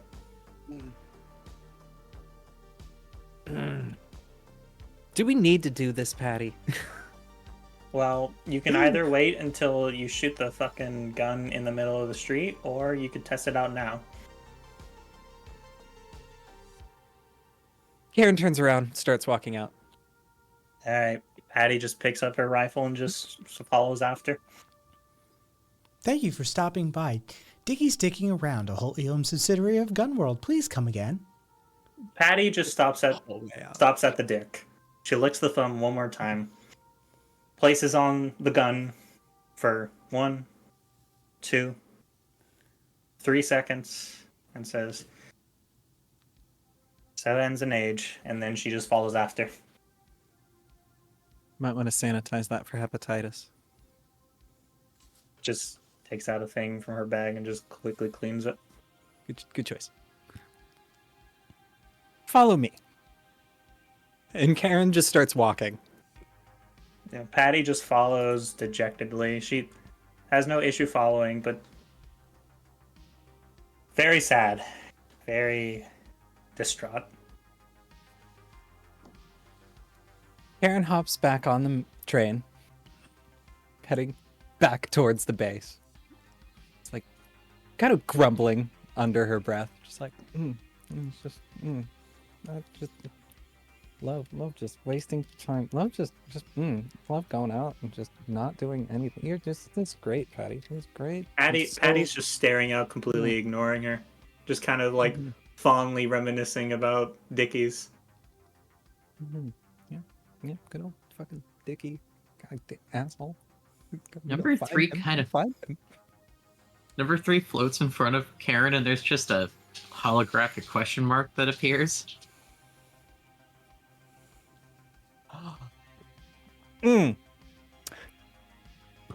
All you need to understand, hon, is I have to deal with this one, and this is how they make me feel. There's just a the emoji with the steam blowing out its nose. You got it.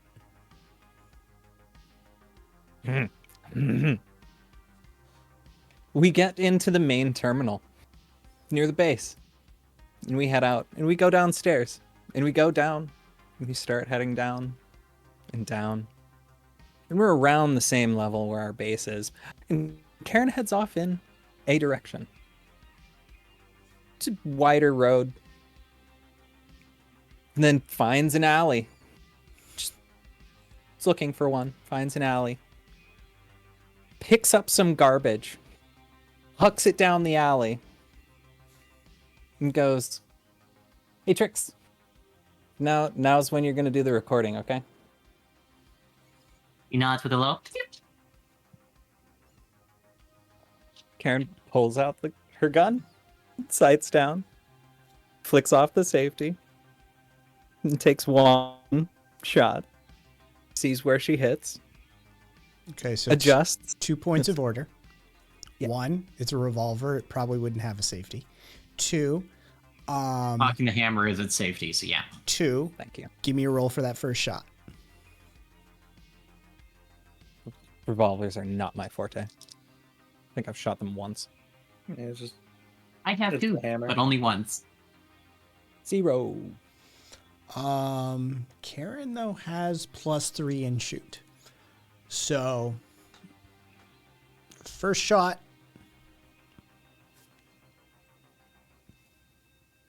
Probably lands close to where you wanted it to land, but not quite. Okay. Seems it's got a little bit of a kick. Lets me know it does something. Yeah. Karen adjusts, trying to see if it was her being off or the gun. Fires again. Another roll. Mm-hmm. +1. A great shot. Okay. Now, with this great shot, did it land where I was meaning to? How far away are you from this target? 20 feet? Spot on. Okay. Okay. Karen now sights further down the alley. Something about 100 yards down. On the far end. Harder to see. She takes her time and tries one more. And fires it off.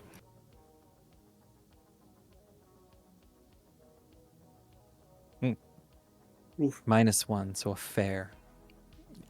No, it falls a bit by the wayside, pretty far down and to the left, possibly by a foot and a half.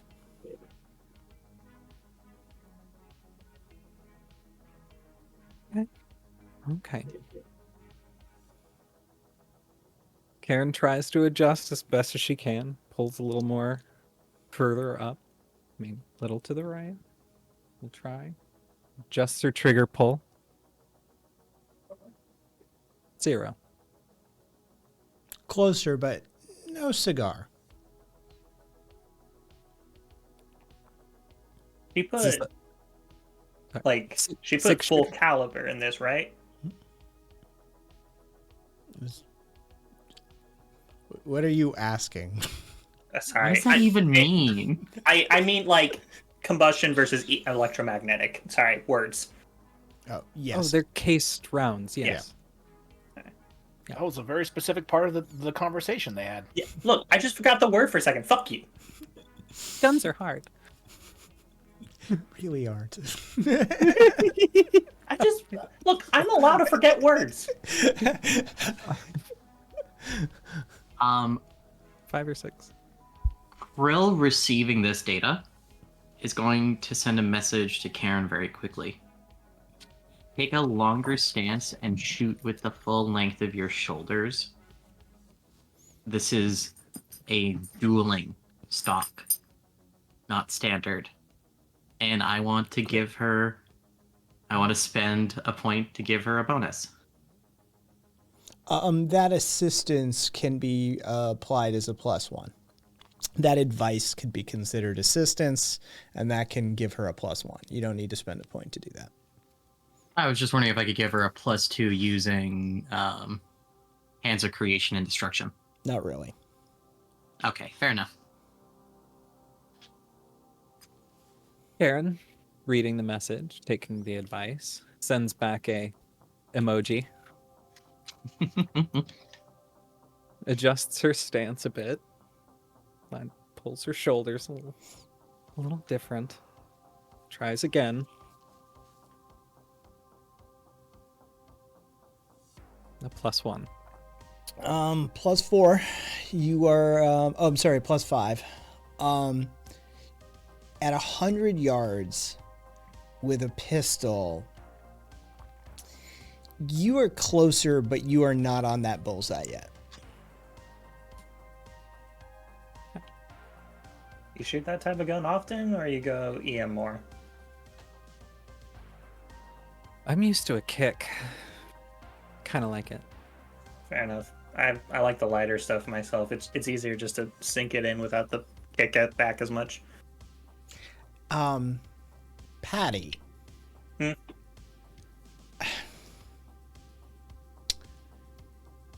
Give me a roll. Okay.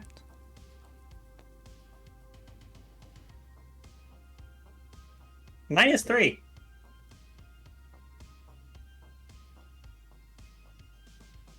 Did you really expect Karen to be this competent with a firearm? I expected her to be competent with other guns. With this gun in particular, not really, though. So I mean, she's kind of impressed with this. Guns in general. I mean, she's a con artist. Patty's training kicks in more. She's more familiar with one half of the equation versus the other. So when, in a sense, it's still a little bit that gap between her knowledge and the actual type of gun applied here. So in her sense, she has a little bit of a built-up expectation around it. She expects it to hit really hard. She expects it to make a lot of noise. Yeah, but it's not really about the gun. It's about the person holding the gun. Okay. And the person holding the gun is standing there in a pink, fluffy outfit and has shown a predilection for having other people do her dirty work over and over again, in fact. She gets other people to go out and do stuff. But, I mean, her first shot was a cold barrel shot, and she put it right on target. And she immediately skipped 20 feet. She went out to a rifle range, meaning distance. She went out to a distance that you'd commonly shoot a rifle at with a iron-sighted revolver. And she's not missing. She's just shooting for a dead, solid bullseye. Right? Yeah. And she's pulling it in with each subsequent shot. She's getting closer and closer to that bullseye. And it's only taken her 3-4 shots to get within striking distance of a bullseye with an iron-sighted revolver at 100 yards. This is not something a normal person does. This is not something people with training usually do. This should leave some sort of impression on Patty as sort of like this shouldn't be able to do this in the first place, but most people can't do this in the first place, let alone this visage before Patty's eyes. And I suggest something. Can I suggest a temporary aspect on Patty towards Karen with impressed? Yeah. Just for the next 2 scenes, this scene and whatever scene after, Patty's just impressed with Karen. Karen, for the next 2 scenes, you have advantaged rolls over Patty. And Patty looks at that and says, so you just pick that up on the street, or you just spend time? Oh, this? Oh, There was a time in my life where I had to be this good.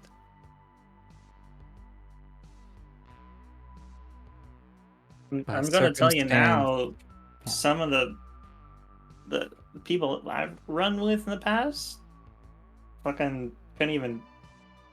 I mean, they get there, but not in the same time. Necessity hot. breeds a lot. I had someone to impress. They only had a few things that they found interesting. And this was one of them. And it turns out I'm not too bad at it. Well, I'm glad at least to know that you've got some fucking skills behind you. It makes me feel a little safer. Appreciate it. The dress is doing it for you, though. It just adds the whole shit. I felt like serving today. Well, someone's getting con out of it. You get a message from Krill, more like slang. Reminder that Trix is still recording everything. Alright. You want to use the rest, or you want me to take over? I think I have an understanding of how this will work. Well, Only time will tell. And more bullets. you gotta give it to Krill. She knows how to make shit. It's at least solid. I'll give her that. Yeah, well, Goes where I hopefully, point it. hopefully this one doesn't dig into my face like last time. Mm. She...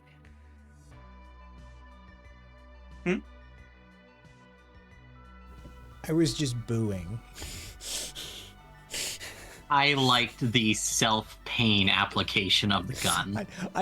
I personally miss the gun that injures Patty every time she uses it, but that's just me. Yeah. So does Krill, but she had to make adjustments for the fleshlings. Addie just opens up the case, gets the sling around her shoulder. She doesn't sets it up, make sure the magazine, make sure the safety is off. Is it running like semi-automatic to automatic, or is it just single shot to semi-automatic? Krill, don't answer that.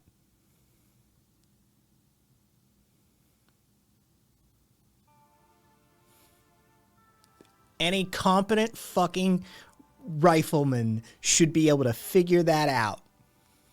Okay, I was just asking if the gun was designed that way. Well, we're gonna find that out, aren't we? Come on. Okay. Come on. Ah. This is a military style trained person. Patty would look at the weapon to find out. Oh, okay, fair enough. Guns are This big toys. is and the this same is a thing new as one. checking to see if the case is locked. Okay, I got it. All right, cool. You can roll and investigate, Yeah. but Yeah, that's what I'm doing. Yes. I'm just doing a quick check on it. That's a +3, +4. She's able to get a decent setup understanding of it. So, Krill, did you intend to build anything other than a semi-automatic function into this rifle? No, it is strictly a semi-automatic rifle. There you Its go. capabilities is it has a cooling system so that it can shoot caseless ammo as Patty requested. The most it can do is you can try and overclock the magnetic cycles and maybe get a zap out of it, but you'll risk busting the gun in doing so. Okay. So Its only other capability is if Patty gets a targeting upgrade, but she don't got that shit. where it is a semi-automatic, electromagnetically powered caseless firearm. Let me just write down one last note. There we go. I'm good. All right. She goes for the 40 range. She walks up. Moose pushes the trash farther back. What's the full length of the alleyway exactly?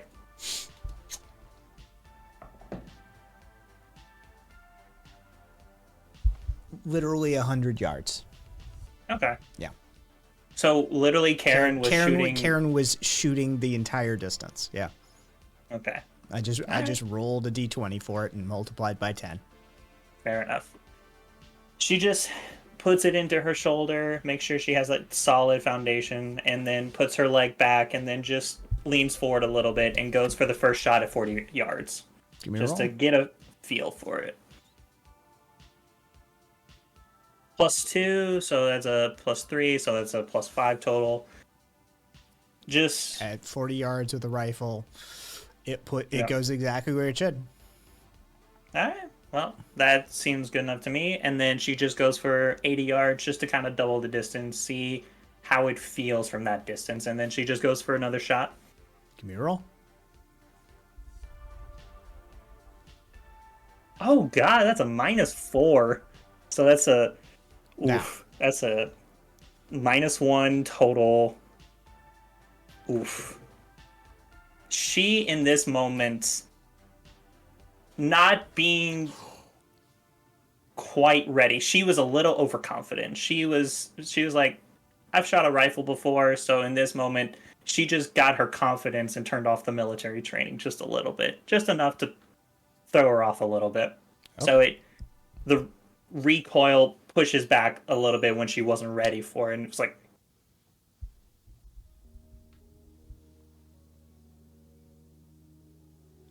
did you flip a coin? Mm-hmm.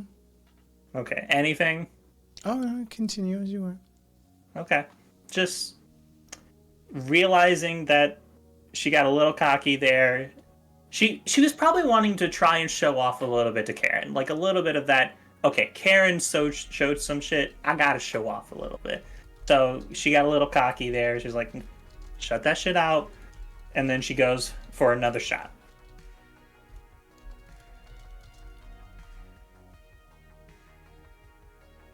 That's a -1, so it's +3, fair. So it's just even kill shot, probably a bit off the target, but still hits the portion, but not like closer to the center in this moment. Okay. Well, she turns to Trix and says, "Well, Krill, solid rifle. Thanks for making sure it doesn't cut my face, you know." And she just sets it the last little bit of the distance at 100 yards and just sees it's probably not that much of a difference, but she still wants to get that full distance just so she can say, hey, I shot that too. And so she just goes for that last shot. +3, so that's a +6 total. Just straight on. You hit it exactly where you want to, but your ego is still bruised from the fact that you completely got cocky and fucked up in front of Barbie doll here that just stepped out, walked down a random alleyway confidently, pulls out a fucking pistol and just starts putting rounds down an alleyway on target, right? And you're supposed to be this big bad med tac fucking trained person, and you're like, I got that for, oh fuck me, I just embarrassed myself in front of the Barbie doll. Right? Yeah. Like, even though you start pulling it together. So for the next two scenes, not only does Karen have an advantaged roll, you have a disadvantaged roll against her. Yeah. I figured it's something like that. Yes. Yep. Yeah. So, Welcome to storytelling. yeah. Yeah, you, for the next little bit, your ego is going to be a little bruised, and any engagement between the two of you is going to be colored with a sense of inferiority. Yeah. Patty tries to play it off cool, but Karen can just read her like a fucking mile away, and she just pulls it, puts the safety back on, pulls out the mag. What's the total? How much are we looking? She's just looking down to see how far it goes. Oh, that is not a... Oh, okay, hold on. Yeah, I see. Okay, so I'm willing to say... I'm willing to give you 7 rounds. Okay. She has 7 rounds left, or 7 rounds total? Oh, total. Okay. So she's pretty much out at this point. Didn't you shoot it 3 times? Well, if it's a semi-automatic, It She would be- fires once when you pull the trigger. okay, fair enough. One bullet Yeah. per trigger pull. Wordy, you're American. I know. Look, and I'm and, allowed and to- a southerner. That's Okay, fuck you. Okay, when I was thinking automatic, I was thinking shooting 2 bullets at a time. That's what I was thinking. The semi-automatic shooting 2 at a time. no. That means no. No. That means burst fire. That's a burst fire, Patty. A really crappy burst fire too. I know, right? Yeah, I'm it's pathetic fucking burst retarded. fire. Okay, I'm sorry. Automatic go burr when pull trigger. Semi-automatic go pop per trigger pull. Burst well, fire. this is- burst This fire. is what usually happens three whenever per your pull. dad just never raises you around guns, so... Well, we'll pull his southerner California. card too. Yeah. My dad just never taught me it. They grew up and it just never taught me. Fucking army dude just never taught me. Either way. Can you swim? Yeah? Just, I do swim. Just checking. Yeah, safety thing. Look, sheltered people, I tell you. it's it fucks you up. At semi-automatic. least Karina has an excuse. Goes bang when trigger pull. Yeah, that's it. Yeah. Karina doesn't know a lot, but at least she tries to learn too. All There's a right, reason to write shit down. Because I forget shit and I don't know shit. it's okay. It's okay.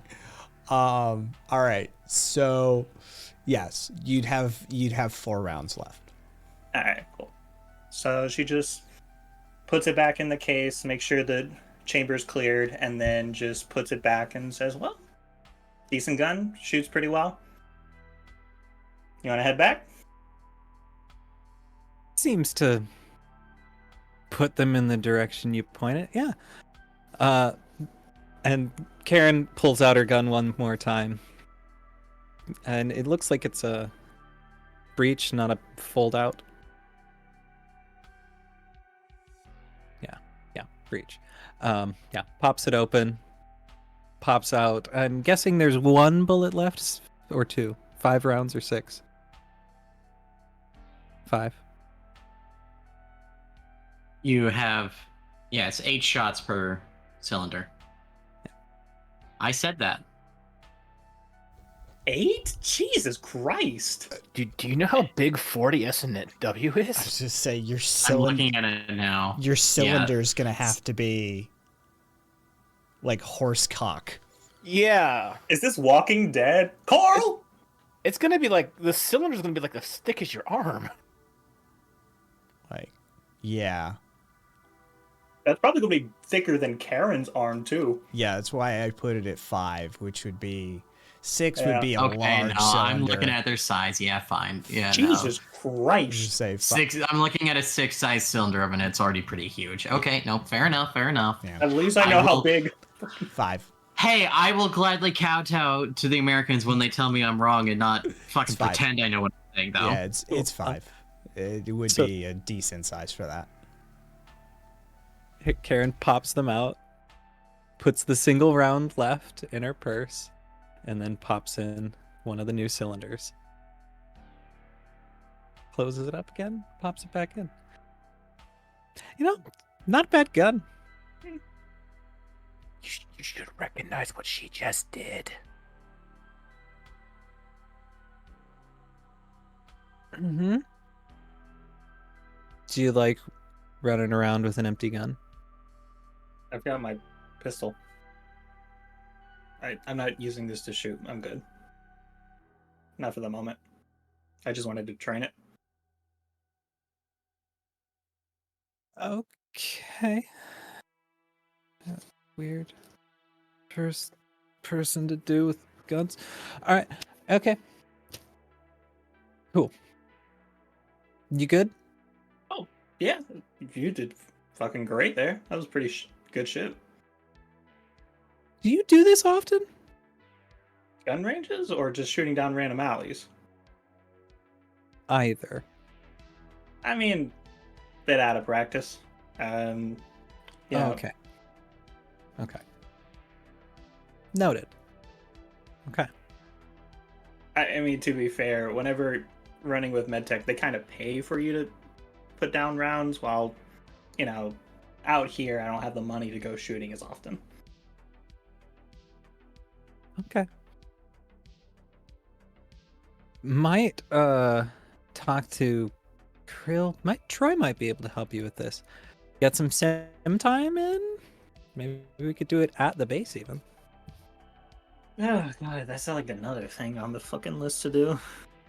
Yeah, but if somebody needs it.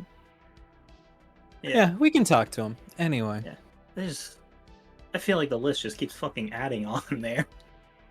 It's just like, oh, there's another thing we gotta do. Yeah. Beautiful. Yeah. Turns to Trix. Did you get everything you needed?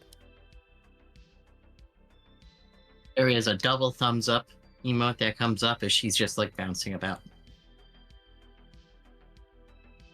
Trix, you could probably help us out, actually. Can you get us back to the base?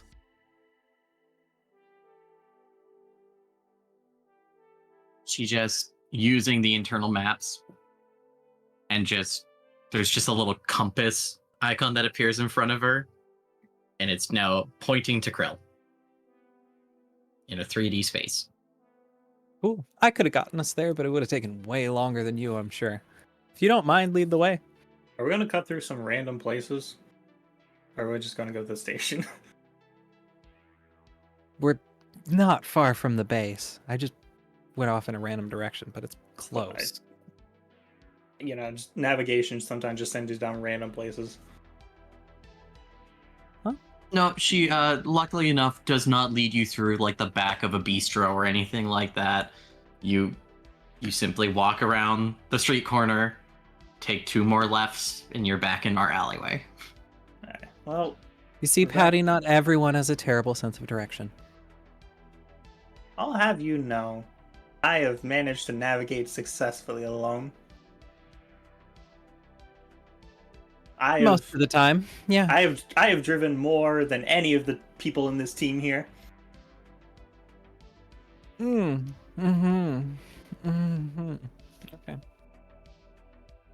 Because the cars don't have GPS, yes. Patty just takes another sip, just like trying 200. I've driven 200% times more than you. Patty is definitely trying to like nurse the ego a little bit and just trying to like play it off.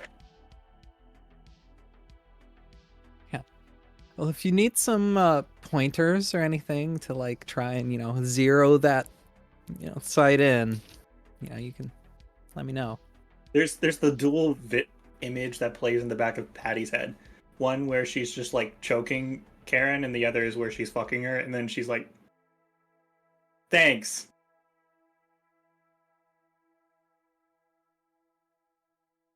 Karen just gets a big grin on her face. Okay. As they're walking back into the alley, is Dee still around? Yep.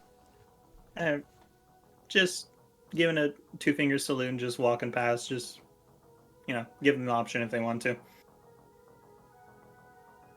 As we go by, Karen tries to catch Dee's attention and kind of waves. Does Dee do anything? Nope. No? Okay. Just Though there is a comment of oppressor that emerges from the drum circle. Just put a hand on the taser. Karen, with a giggle also coming out of her mouth, goes, "Congrats on the new name. Sorry about the whole everything, but yeah. Anyway, I hope you're doing okay. Glad you made some friends. Come inside if you want to, get out of the shit rain. I'll keep the nuts and bolts guy in the corner. Anyway, have a good one."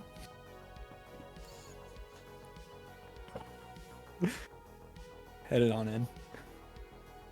Swear to fucking God, I'm gonna fucking tase those fuckers.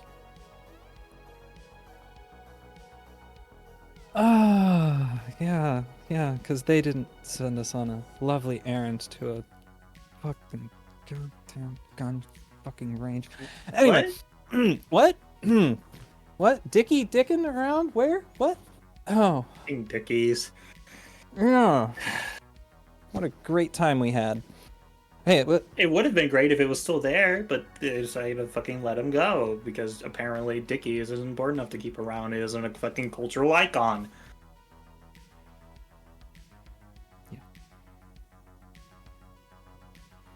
As we go into the base, how do we find Krill? You find her not in the lab, but in the back room, inside a metal container. And you only know that because similar to the day before, you hear the humming of bass coming from inside the metal container as music is blaring.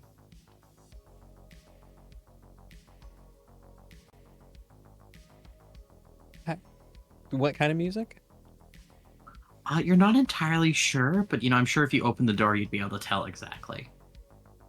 It's some sort of new era house EDM that's completely been distorted, but you swear you can hear some sort of catchphrase being sung over and over again, but it's just not wholly obvious. Karen heads on in. The moment you open the door, you hear, "Oh, my brittle bones! Oh, my brittle bones!" Oh yeah, I love this one. Yeah. Patty's eyes twitching a little bit. Hey Patty, have you heard this one? It's my favorite. It's number 2 on the charts. It has been all week. There's just Snips, like, stepping back and forth to the bass as the music's blaring from him. She sets the rifle down and says, "Well, you did great. Well designed. Awesome.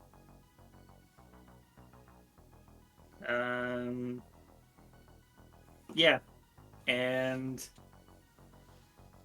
Patty's in this moment just kind of she's feeling a little overwhelmed with the level of, like, deprecation on her ego. She's like,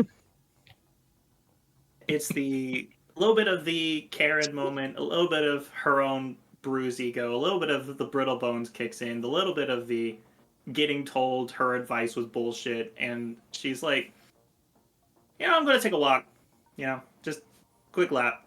I'll be right back. And just goes for a walk. Enjoy the fresh air. Yeah. 2 questions for you, DM. Oppressor! Suck my dick! Before Patty's out the door entirely, I have a question for you, DM. Okay. Was there any fuel source in either container for those bikes? Those bikes are electric. Called it. I thought so. I just wanted to make sure. Yep. By the way, the bikes are electric, just Thanks. charge them. Yep. Make sure to do that. And just keep walking. Oppressor. Second question. Is there a metal base to these containers, or are they a wooden base? I don't know. These are connexes. These are metal international shipping containers. All right. Sometimes they just have wooden bases instead of having metal ones, but got it. Awesome. The cheap ones do. The ones that were sent to my old job had wooden bases. Rats would eat through them. All right. Sweet. So, we have a Faraday cage. If you want to open up this, Karen, and she's just tapping her fingers on the other briefcase.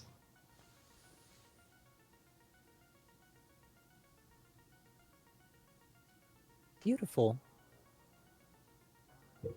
Yeah. I think that'll work. Just pulling the heavy door shut. Turning on the battery-powered light inside. Now, remember, we have to make sure it's isolated.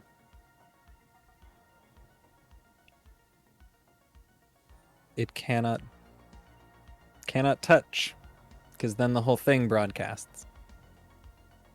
You know what? I think I saw it over here. Now, they're not on the bikes right now, but it looks like they have some old rubber tires as backup. I think this should be able to insulate from any surface.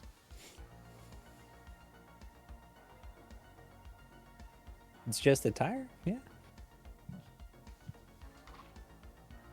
Dinosaur things, but hey, you know, backups are backups.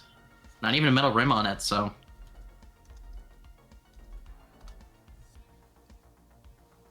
Okay. That should work. What happened to my... Kai, pause it real quick. Okay. Camera froze. That's I fine. just had to reset. We return to the eating of what looks like beans. Oh, not beans. Lasagna. Damn. Thought we had beans. I'm not British. Beans. Beans! My brittle beans. Okay. Sounds like something a boss would say. Bless your beans.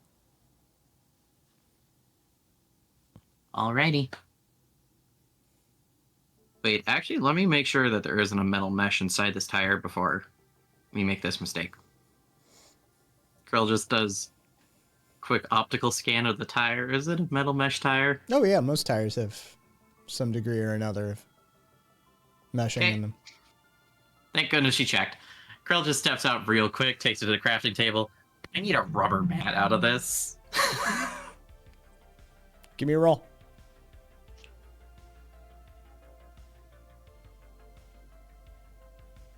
That's +3 total. You get a rubber mat.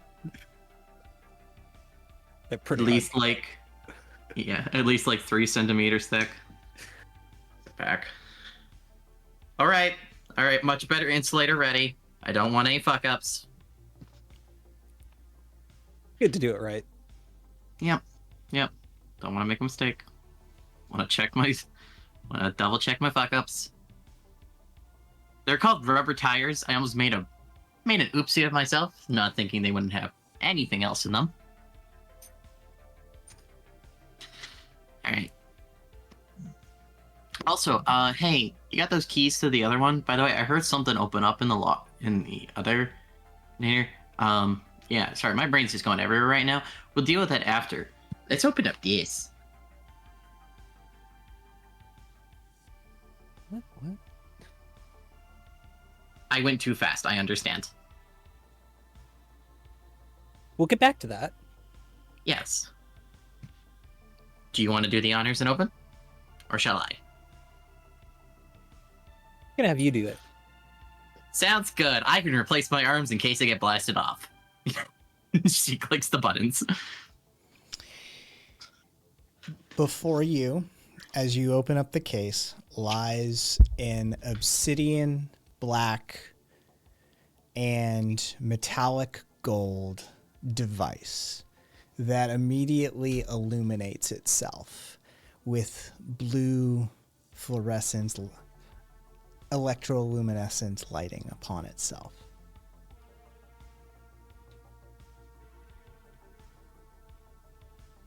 And I recognize this device? You can give me a lore check if you want.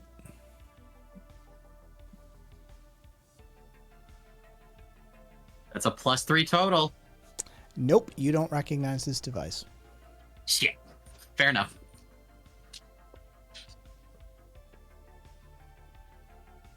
So That's peculiar. it's letting out light. Mm-hmm.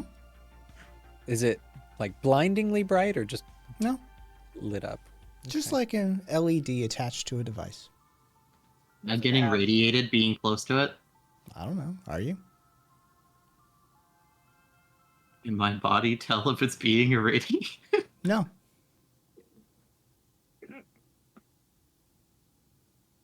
Shit. All right.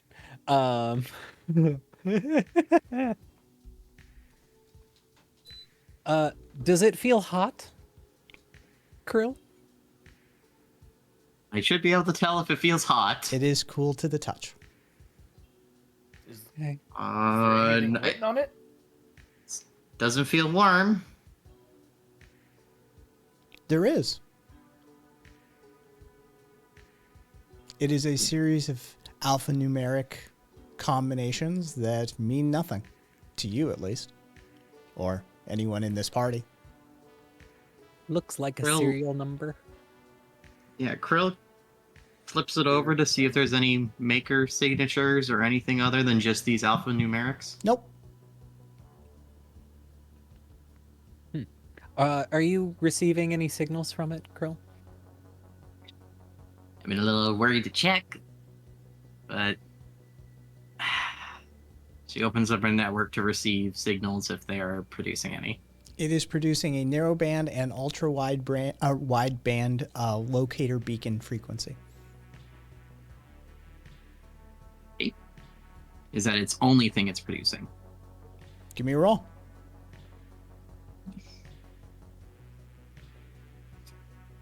It's a +1 As far as you're on the aware. die. Okay,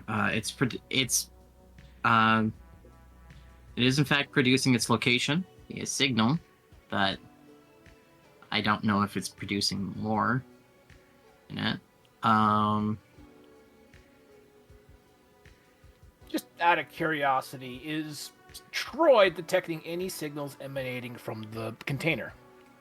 I don't know. Are you? Give me a roll. All right. There you go. I had no way to contact him, pretty sure. -1. No. You are not. All right. Troy doesn't speak up then. Not that you should Honestly- be able to contact us. And Troy's No. in the room with you guys. You are? Well, he's not in the Faraday cage, but he's in the... Okay, yeah, garage. no. oh yeah, you could probably hear us just speaking out loud. Yeah. Okay. I Uh, forgot about that. He exists. Actually, gonna I say think what we he was need- doing in that room, but I never really got the chance. I think we kind of need Net Diver. And we want to learn more about this.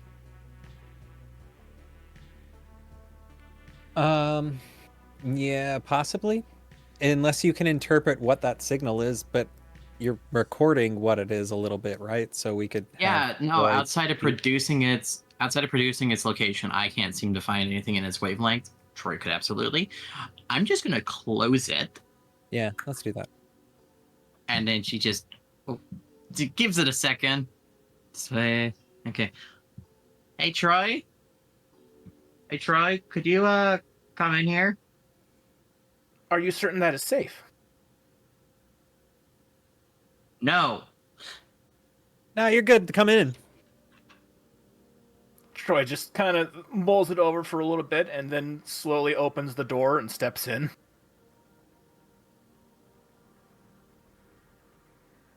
She closes What- the door behind him. What do you need assistance with? We need your expertise. I will provide whatever assistance I can. We need you to decipher electronics on a level that my understanding of creating them cannot. And she opens up the container again. Now we are all back in the cage, shut tight. All right. Troy is standing on the rubber mat. No, you don't have to. The case is on the rubber mat. Figured it'd probably be safer if Troy were on the rubber mat. Yeah, if you're gonna touch it, yeah. Yeah. All right, so Troy's looking over at the device. He very clearly does not recognize anything from it. And he's going to open himself up to the signal that the device is emanating. Okay. So I got to give a roll. Yes.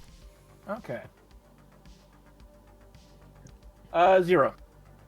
It's a locator beacon. It's broadcasting its current location. All right, so Troy's not really getting anything that we don't already know then. Nope. All right. Troy just states it is currently broadcasting its location. Troy, give me another roll. All right. Also a 0.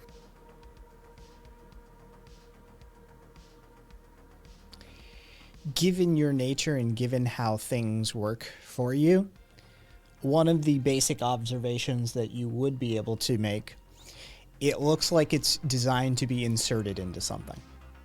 Okay.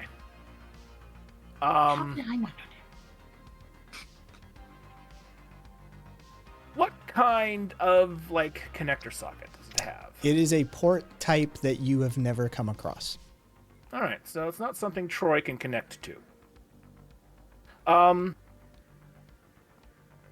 Troy states, I do not have under any of my databases anything that resembles this device. However, I am able to determine that it is designed to connect an interface with something, but its interface port is not any kind that I recognize.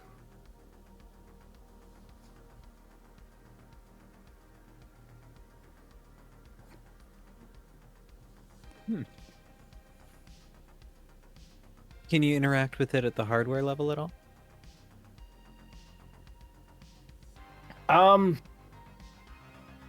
Troy's going to certainly make that attempt. He's going to...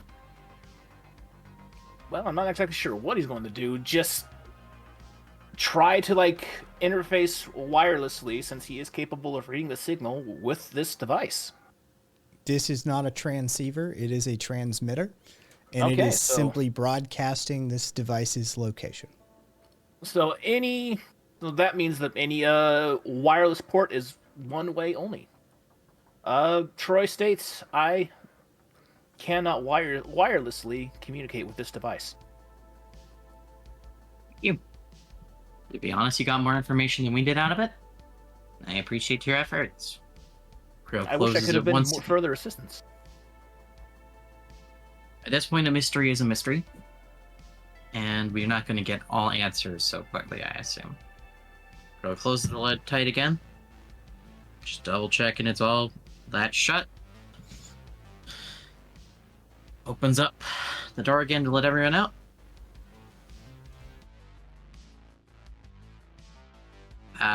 Maybe there's a clue in the other case. I did hear something happen in it earlier when I was de-stressing, and I caused it some physical I whacked my head on the case and I heard something unlock inside it. Are you certain you didn't accidentally break it? I feel like I would have been able to see the hinges on the outside broken. I suppose it would be worth a look.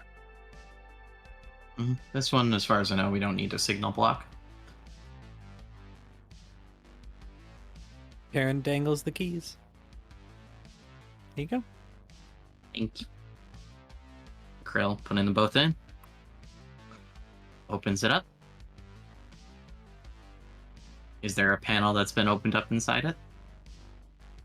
Yep. Is there anything inside the hidden panel? Nope. Mother Another red herring. Double So red good. herring. Hit it again. Honestly, Krill does. She just lifts him. You see, once you've hit it the 5th time, it reveals the inner quadruple layer that's fitted in within the box of the box. She just runs her fingers along the seam, feeling if there's any bumps or lumps, or even like something that feels like the stitching has been changed. No, but towards the back there is a hidden compartment that is just simply looks like it's a design feature where you could slide something very thin, small enough, like a data card or something, and close it back up. Is that what opened? Yes. On the side of it, it's listed Door Briefcase Company, founded by John Doerr, 2034.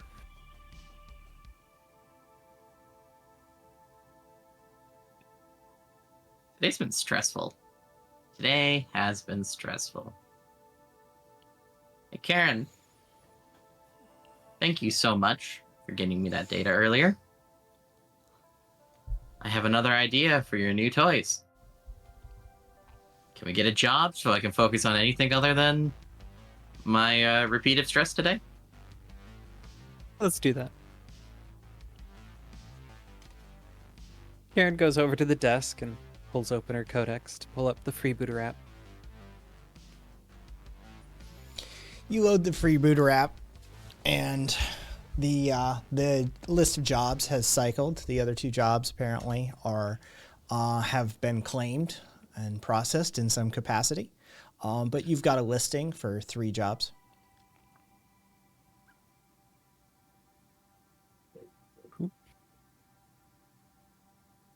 Look at the jobs. What are the listings? Check your messages. Oh, sorry. Not my job. You're the I one. did. It's all the way up there. You're the one with the device. You're the one reading it.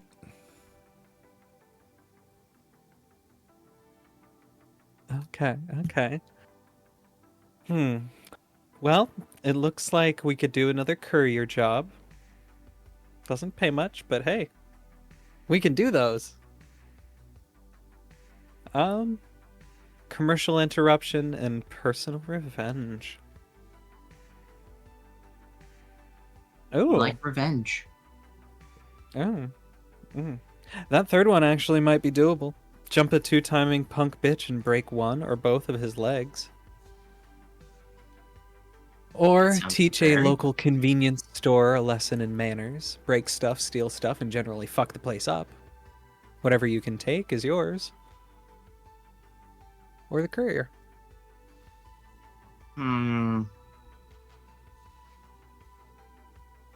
Breaking the stuff feels like a good way to get ourselves caught on a camera. And even more in the NSFPD's shit book. Have you considered a disguise?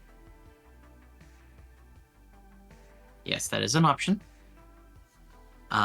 Breaking someone's legs sounds pretty doable. I have a feeling there's some caveats to the breaking somebody's legs. Like, maybe where they're at. They might be hard to get to. Its payment Actually. is the highest. Oh. Eddie Courier- walks through the door in that moment. Oh, Welcome back. good timing. Yeah, so we getting a job? Someone's psychic. No, I just feel like I need to do something before I get dumber. Do you feel like driving fast? How fast? Well, there's a courier job, but it requires speed. Patty in that moment, like, thinks, I mean, I could probably do it, but, you know, I was a little uncomfortable going fast on that last one, so, you know. I could do it and, you know, risk fucking maiming myself, but, you know, that's up to you.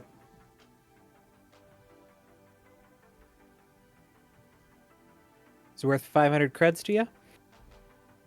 I mean, I've done a lot of things for 500 creds, so.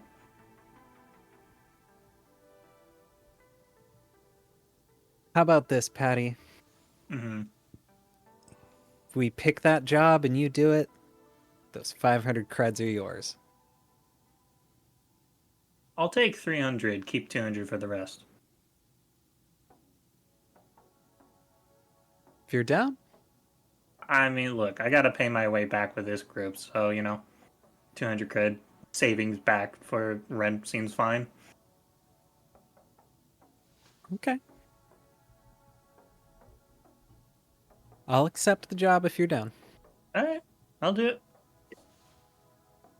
And she just takes the helmet, straps it on, pulls the bike out. And where am I going? Once you accept the job, the details that are presented to you are the pickup location, which is a dead drop behind pillar number 4 at the Union Square slums. Now, you can give me lore rolls if you wish. The drop-off location is under the main line, and it is a series of derelict apartments that exist under the main line in the residential area. And those derelict apartments are generally seen as squats. And there's a location given for GPS coordinates for a specific one of them.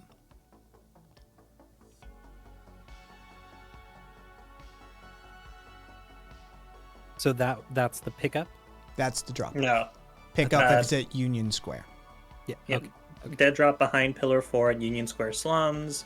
And under the main line, a series of derelict apartments under the main line of the residential area, generally seen as squats. GPS coordinates given for a specific one of them.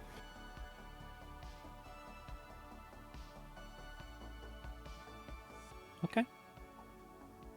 Do you need anything else? Just you know. The lore roll for that. You Oh, mentioned right. the lore roll. Whoever's rolling, Patty could do a quick search just to see the name, to see if she can offer a little bit of assistance there. Karen, you have +4. The Union Square slums are a part of what used to be the old light transit Union Square terminal in the old city. It's a terminal for a underground transit system. Given the buildup of the city over the years, upon its construction, it was 12 stories underground. And now it's even further down.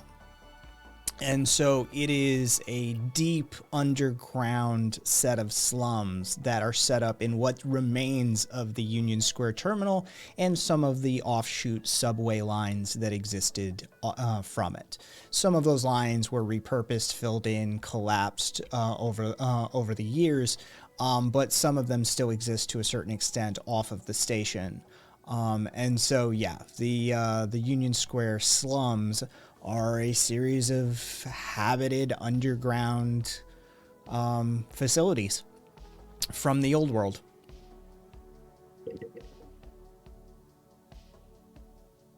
Fun. Huh. Okay. Patty's Well, strapping up the helmet, getting the goggles on. Looks like you're going deep underground. How deep we going? I'd guess at least 15, 20 stories underground. I don't know, something like that. Do you feel like you can do that? Do you? I mean, I wonder. I think a good choice is to send maybe see if one of the drones want to come to help you with some navigation. Yeah, I mean, I could just turn on my codex and have it navigate me on the way. That's what I could do. Just give me the Unless we're exact... still worried about people tracking you, like we were yesterday. Yeah, but I never turned it off, and it seemed we're okay. So, plus having it on might help Troy. Pretty sure you were turning it off and on the whole time, giving us updates. Yeah, I mean, I did turn it back on, so if people were tracking us, they still would have had blips to find us. Harder to intercept you. I mean, yeah. Just... Alright, well... Okay. Do you want to ask Dee for help? Or do you want to give them time? Well, if we're giving them time, we might as well give them more time. I'll stop for like a minute outside to see if they want to follow, but if they don't, it's up to them. If not, while they're not very mobile, you can lift Snips, put him in a bag or something. He'll actually be able to help you in a combat situation if need. And Krill just slowly turns to Troy. Troy's just kind of sitting there looking innocent. Yes. And and if you dare do anything to Snips again without its consent, we're gonna have a problem. I will be sure to ask for consent the next time I have to save Patty's life. It takes you less than 10 milliseconds to have a conversation with them, so please do.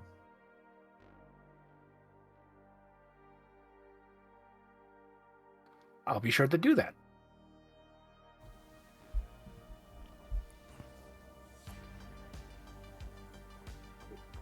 All right, who am I taking? Snips? If number 4 does not wish to go with you, I if just D had a... doesn't want to go with you, also, please don't just message them. Please, just go to D in person Okay. with some respect and ask them. Okay. Sure. Thank you. She just opens up the side and just walks out towards the alleyway again, checking it out, see what's updated at this moment. Anything shifted? No. Anything different? Same No? part of the course. There's a string of customers outside Jigu's. There's some people hanging out. But yeah. Alright. She's just got her jacket on, different time, and she just walks up to D and says, hey D. Not there. She's still connected to it, right? I don't know. She's got the piece in it. The drones can turn themselves off of being located if they need. That was Yeah, already well, established the as well. Yeah.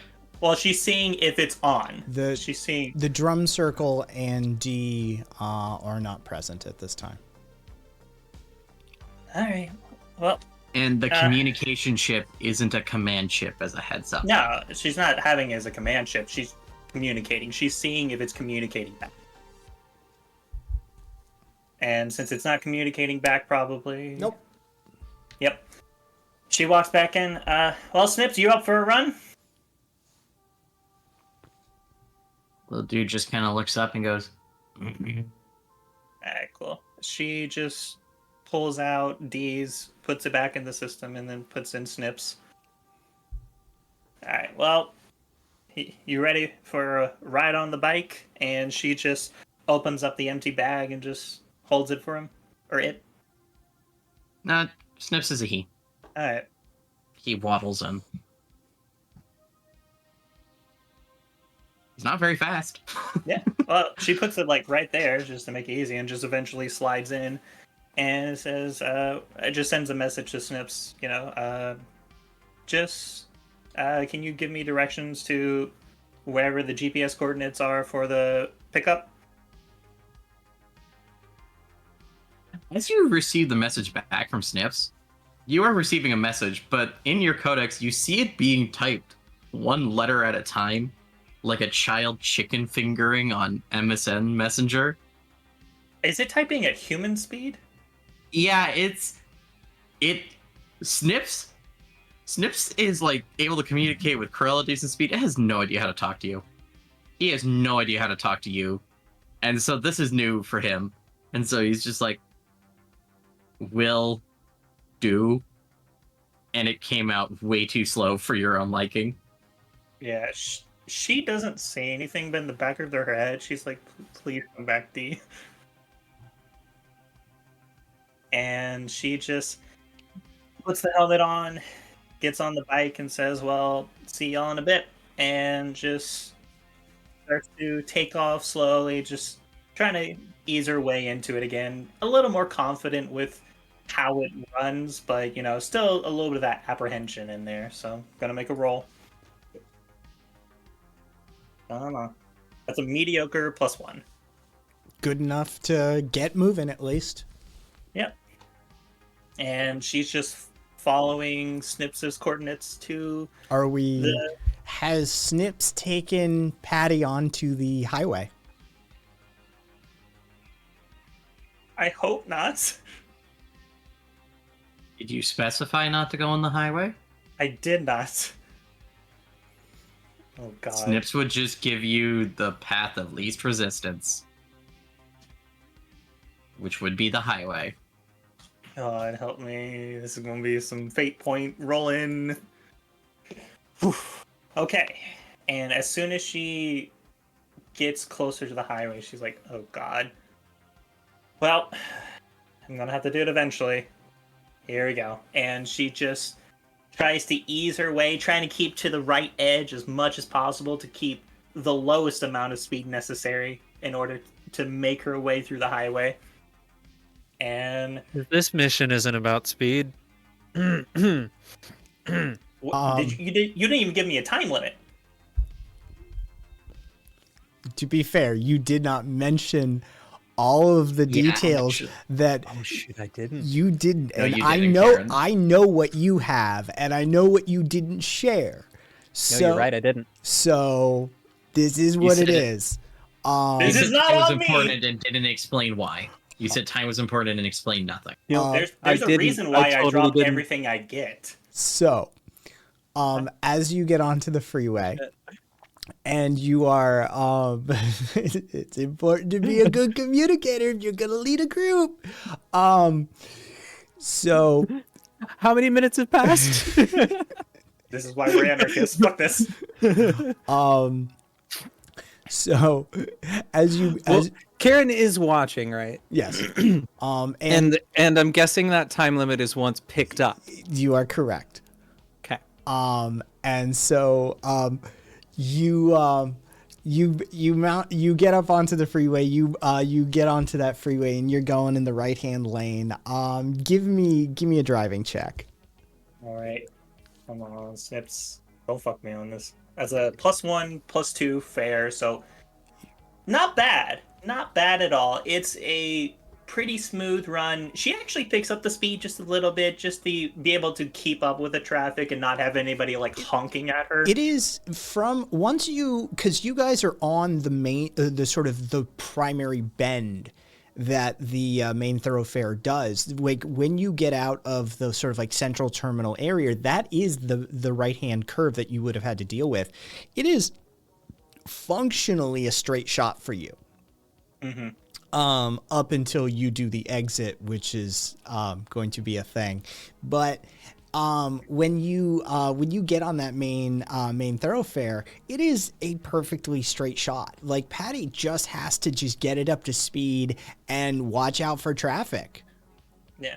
The wind is rushing along Snips's body through the backpack, so it's able to feel that air of the highway as it's just rushing past. And she's just making her way as she doesn't have to pass anybody. She doesn't have to hit any other lane. She just knows she has to get ready for that turn. As soon as that yellow sign comes up to slow down, she's like, all right, well, I'm slowing down now. The exit is because it's the exit is a right hand. It is sort of a dual purpose. There's a right and a left that comes off the main thoroughfare. But to get to that left, it is one of those right hand exits that then banks up and over the main thoroughfare. God damn it. It's sketchy as fuck because the main thoroughfare is very high in the city and cuts through. It has large buildings on either side. It is if you have a bit of a heights problem, this is a sketchy thing for you to start with. And that right hand, left hand embankment over the main thoroughfare coming down basically points you at one point so you look down and you can see how high you are right now. Yeah, there's Patty isn't scared of heights. That she's fine with that. The problem comes is whenever you add sketchy, thin turn with heights, she's several hundred feet above where she was just earlier. And so in a sense, she could almost for a glimpse look straight down the city as there's like a child walking with their parents, and she just sees that tiny ant. And there's that brief moment of panic, but she's like, no. Yeah. Give me your roll. All right. That's a +1 fair. So despite the stress, she's like, I know what I'm doing. Just keep it together. Don't overthink it. And so she just hits the sketchy turn and just goes over the steep thoroughfare and just makes her way following the direction Snips is giving. So she's made it through the turn. It is not far off of the exit from the main thoroughfare onto the surface street that you encounter in the sort of, you are firmly in the industrial zone. So it is very much sort of a rundown portion of it, and the area you're looking for essentially it has been built up around. And so you have to go through a back alleyway, and then there's this just sort of enclosed space that has buildings towering all up and around it. And there you can find sort of broken down set of stairs. All right. So she hits a set of stairs, and she just, as she's approaching it, she sends a quick message to Karen. Can I get a description on what I'm looking for? Uh,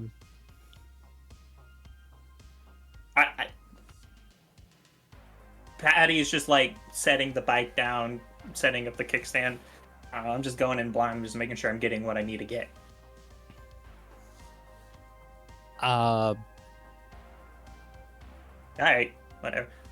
Just by the way, you have 20 minutes. what? As she's making her way down the stairs, and now she like picks it up a little bit as she's making her way, following Snips's navigation. Once you pick it up, you have 20 minutes.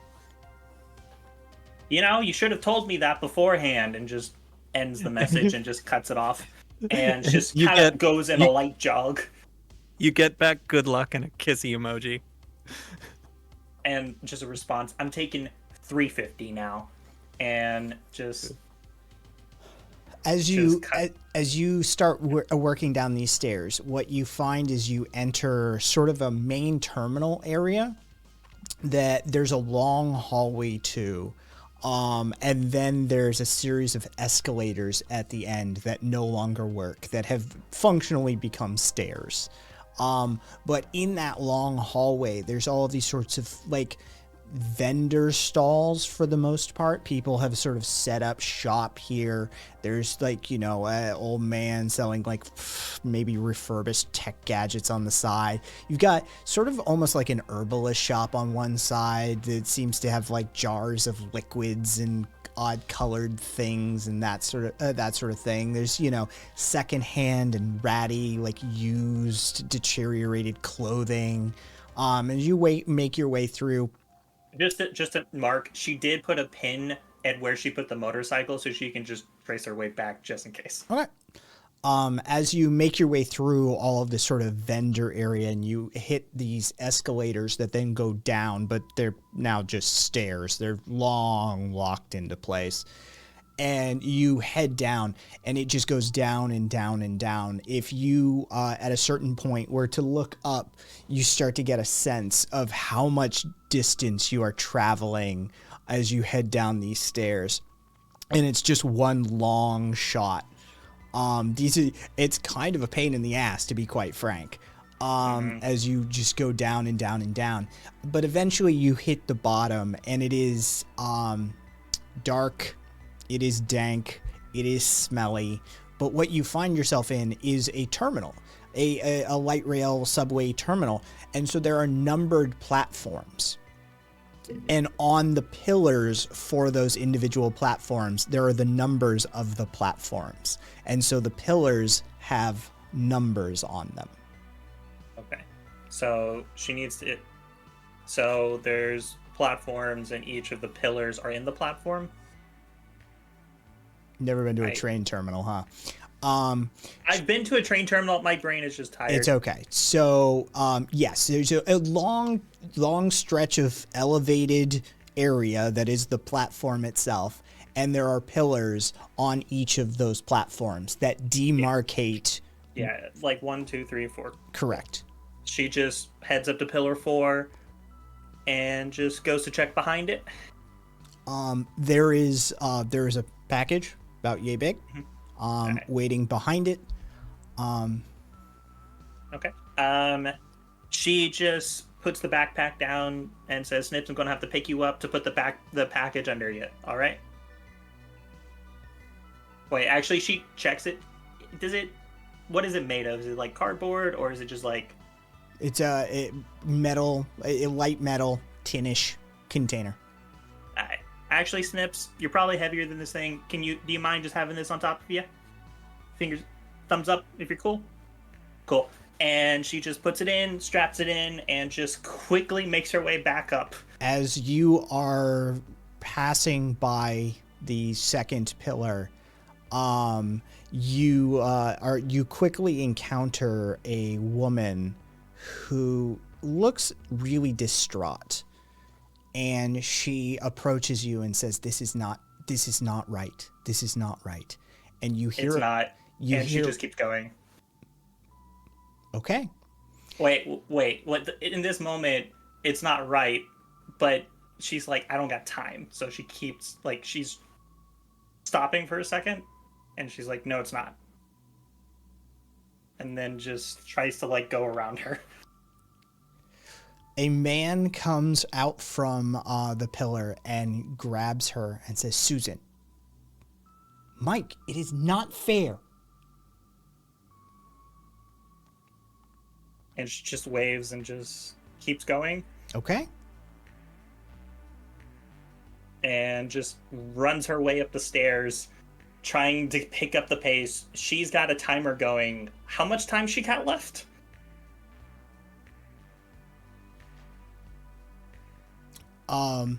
Realistically, you have approximately 15 minutes left. I'm gonna fucking roast my in this moment, she just takes it up towards the stairs. She's trying to get her way As you up. reach that main terminal, an old guy comes out from one of the vendor stalls, steps right in front of you and goes, how about I get you some upgraded tech, sweetie? Give me 20 minutes and just meet me. I'll meet you there. And just keeps running. Okay. Give me a roll. All right.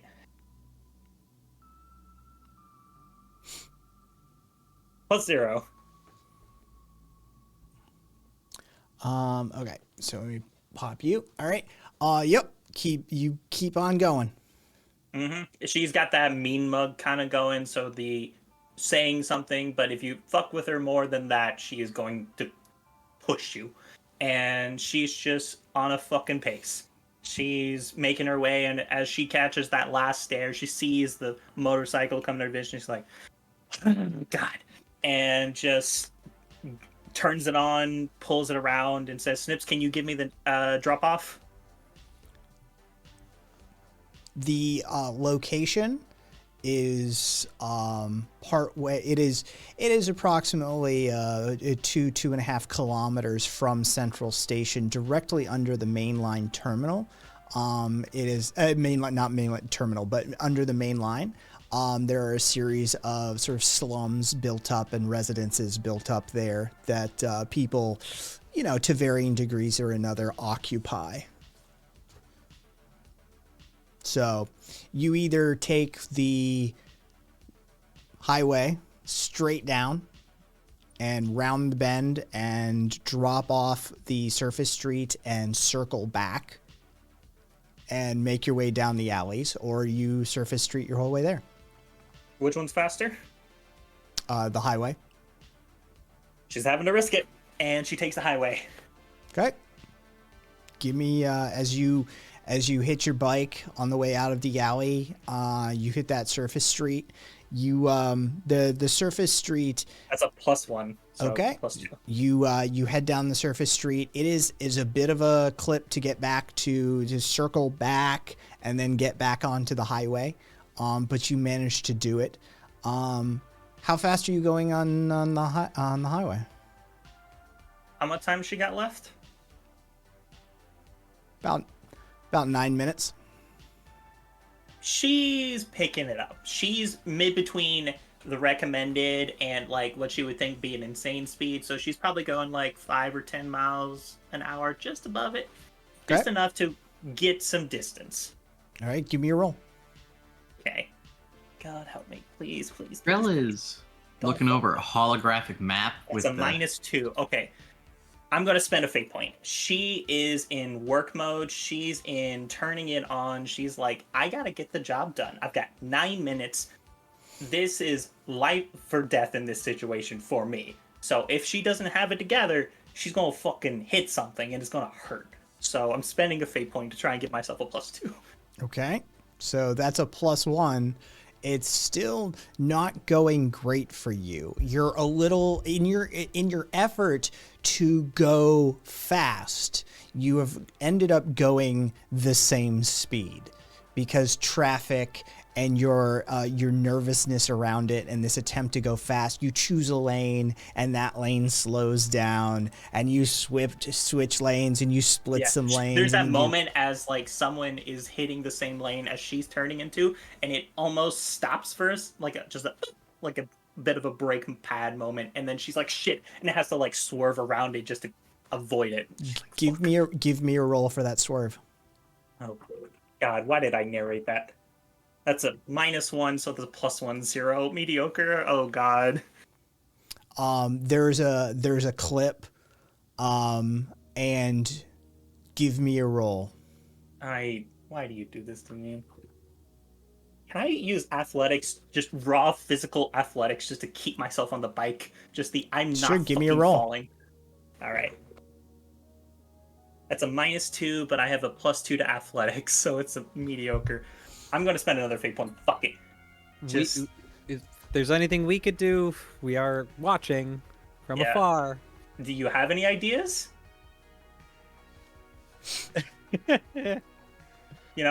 I'm willing to hear ideas if you want to help. I don't think Troy can hack a car crash. Can Krill get a holographic unless we're already update? there.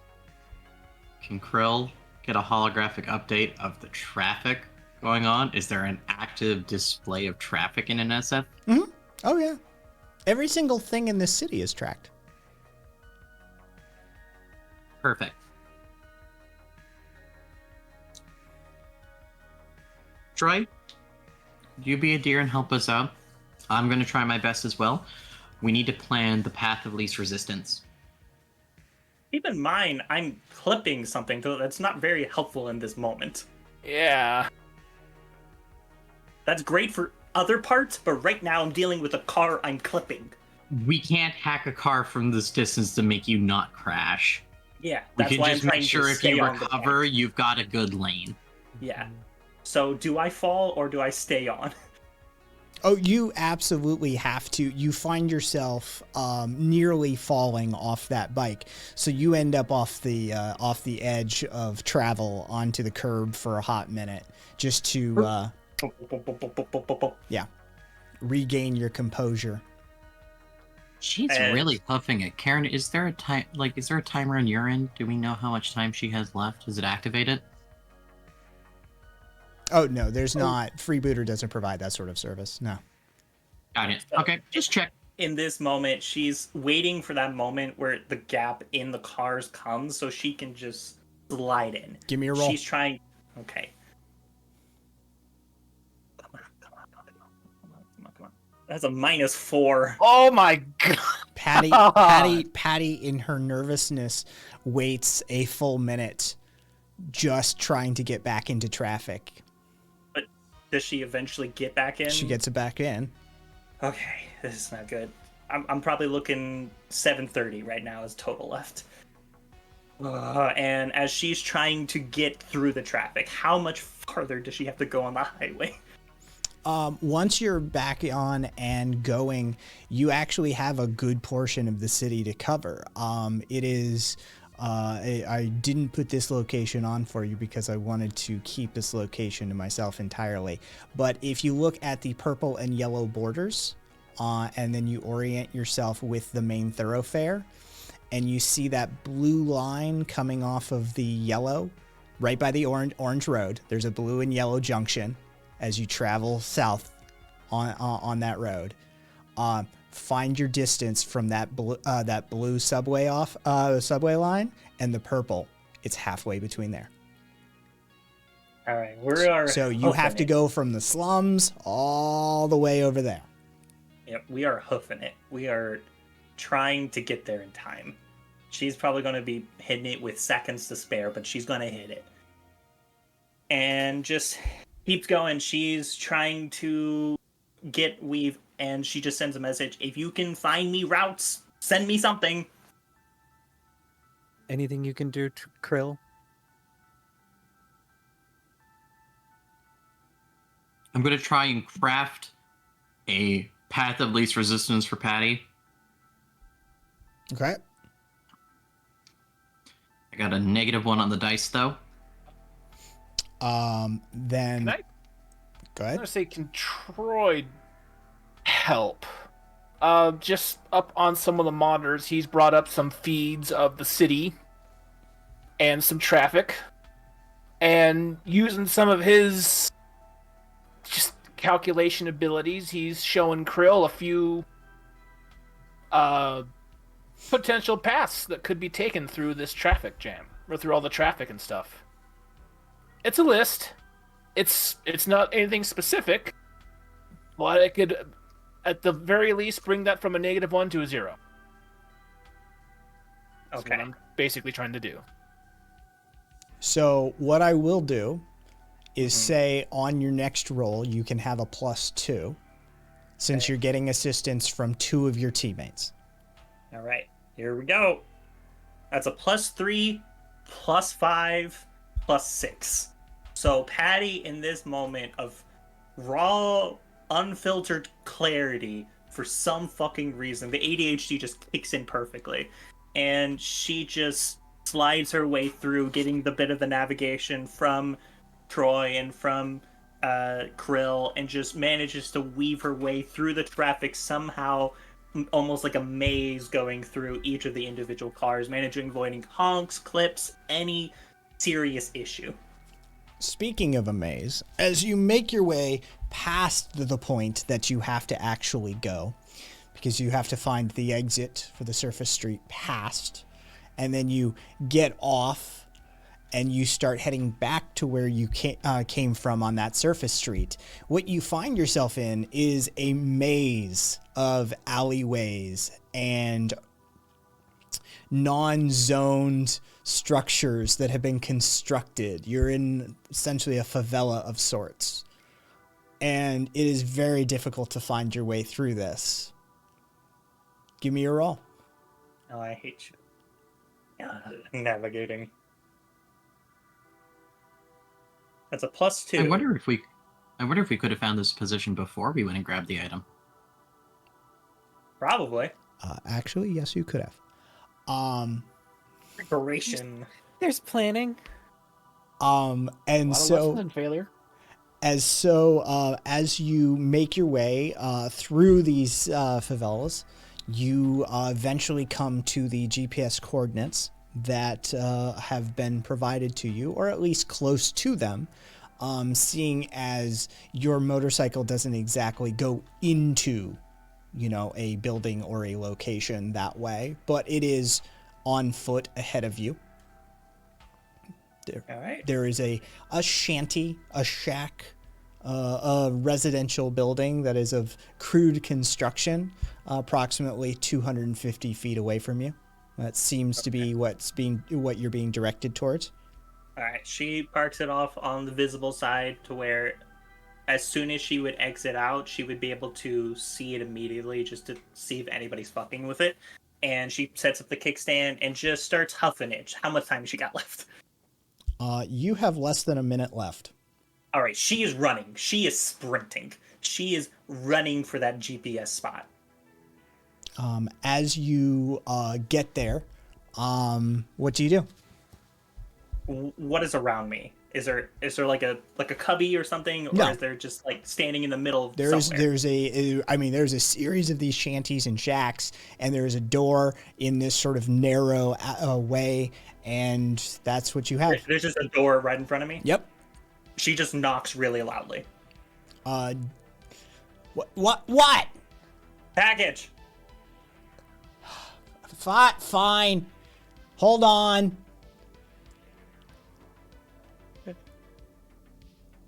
I need to deliver now. A drugged out, comb over, greasy looking man opens the door. What? Here's your package. I'm not expecting any package. Well, I was told to drop it off here. Here. You, okay. He takes it out of your hands. Okay. You weren't expecting the package? Does somebody else live here that expects it? No, it's just me. Just you? Yep. You live at this coordinate? Yep. Could it be directly below it? Well, we would have the X, Y, and Z coordinates, so she would I follow now each of need the... you to tell me, what does your physical stress track look like? Mine? knew it! She has 4. it! Cool. In that moment, the package detonates. Yes, I knew Oh, it. you fucker. Okay. And the I've had a stopwatch going this entire time, by the way. And so I'm gonna need you to take. Let me hold on. Give me Can I one take second. It was just Patty is going out that fucking window if there is an opposing window and falling to that fucking floor. They're not even inside. We're outside. Cool. Give me Oh, a I thought you roll. went up a level. What? Give me a roll. I hate you. That's a -1, so... Okay, if so it's that's athletic- it's your physique. And so I'm gonna need you to absorb 5 stress. Oh, Okay, I take 4... could have been a lot worse. Yeah. I take 4 stress, and then I take a mild consequence. Okay. The mild consequence will be singed face. Okay, Ouch. give me... The person who was standing in front of you, though, has no more arms and is bleeding out in front of you. Addie, in this moment, just pulls off the sunglasses as, like, the white skin versus, like, the black and everything else around her. You saw that, right? As she sees the person, like, how bad are they? Oh, they're Like- gonna be dead inside 30 seconds, probably. Yeah, They're missing their arms. there's bilateral arterial spray occurring. And this wasn't like a plasma blast. This wasn't, Yep. cauterized on contact. Yep, this is just the fucking blew up and took your arms. Yes. Patty starts running. Yeah. Give me a roll.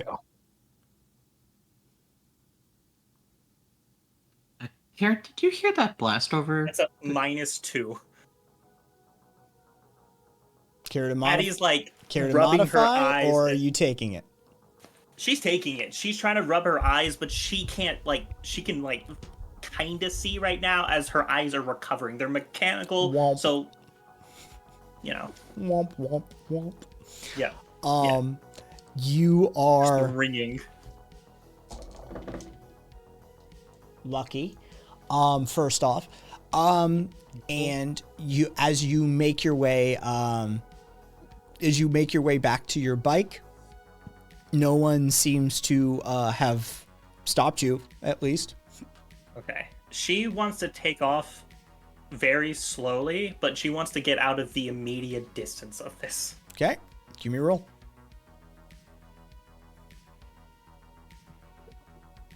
+0. It's a slow start. Yep. Fair will work for that. She wants to get up to 500 feet away before she can stop and breathe. Hmm?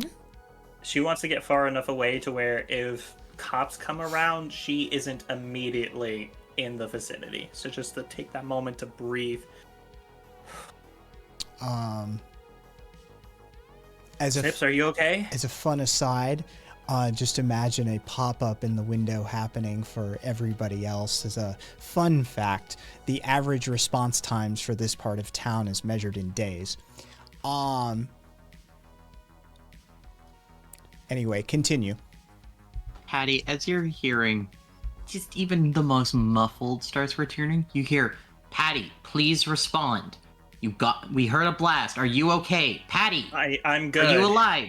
I'm alive. Jesus Christ, girl, you The waited package- long enough the to package respond. was a bomb. Semi, Did we get paid? Karen's already checking the freebooter app. Yeah, you got paid. Cool. Yeah, work. Good job. Can we mission never work successful? with that person again if we get to know that? Because I don't I want a don't think bomb in that's my how the face. app works. There are I don't believe like fun fact, Freebooter does have user accounts. They do have usernames, but you're free to create a new one at any time. So somebody can choose to be associated with their user account, or they can just treat them as disposable anonymous accounts. That is just sort of how that plays out. What is your physical condition? My face hurts. do you still That's have not- it? Yes, it's just You're fine. my eyebrows are kind of there. Open the bag and look at Snips. You good, buddy? Oh, no, Snips is fine. We're getting a visual of what we're looking at. It is a sort of, there are minor cuts. There's sort of capillary action, surface bleeding, anything up on the sort of eyebrow, up on the forehead, really it bleeds. It looks a lot worse than it probably is. But there is a fair amount of blood that's occurring on Patty's face at the moment. Yeah, there seems to be a decent amount of like minute shrapnel that came off of that. Yeah. Right.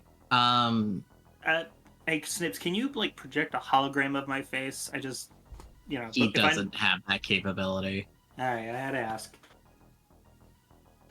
He's got guns. He doesn't have room for a lot of stuff. He's got guns on him. She's gonna stop by the closest restaurant possible. Okay. Just as soon as she hits it, she just opens the door. Can I use your bathroom? There is a bit of a it's for customers only. What's your cheapest thing? A cup of coffee, I guess. Give me a cup of coffee when I get back, and just send some creds over.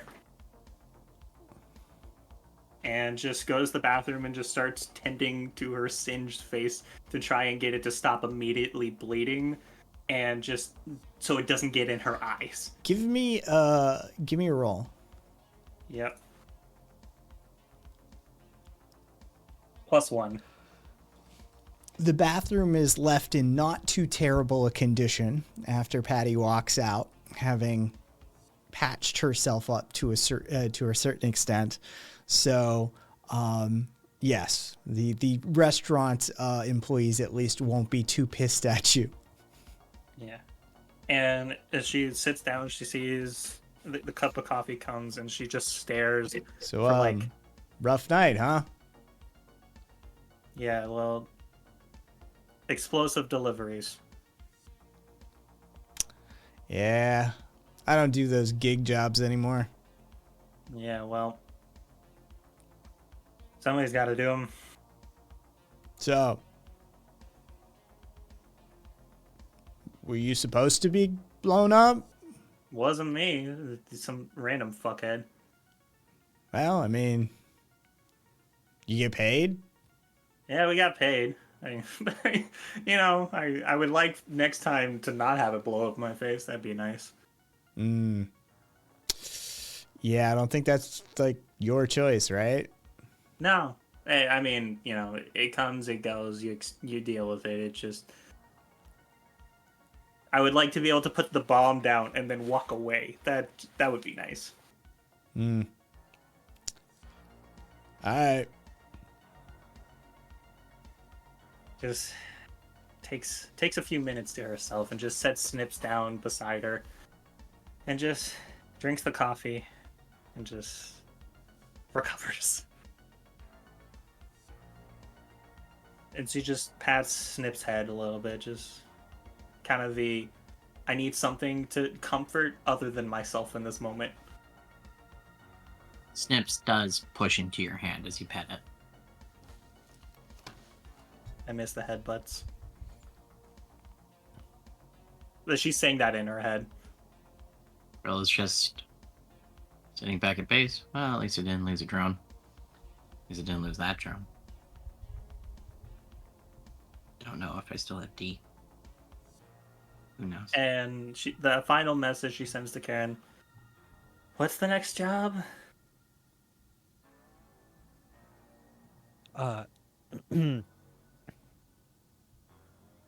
You get a response, and all it says is, Rage Room. Is that a timed mission? No. Give me 5. Hey, Patty, you earned that helmet. I'm working on the designs as we speak. Thank you. I would like something not to blow up my face. Agreed. At least I got my hands. Aspen, can I presume from that comment that you're accepting the commercial interruption job? Yes. Cool. Then the details you find out about is that the intended target is a store named Home Emporium.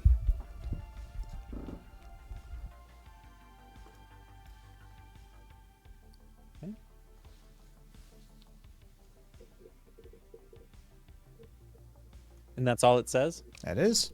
You've already got all the other details you need. Okay. The full job is teach a local convenience store a lesson in manners, break stuff, steal stuff, and generally fuck the place up. Whatever you can take, can keep as a bonus. And the target is Home Emporium. 1,500 creds. It's not bad. We gotta fuck a place up? Where I is What, it? mate? Don't know. I imagine we should maybe take a peek first. Yeah, I don't want to get shot. I don't know. Maybe some reconnaissance before we do a job. Yeah. Well, you could send Troy over to check the security if there is any. Where do you turn your camera off and on again? Ah, goddammit. There we go.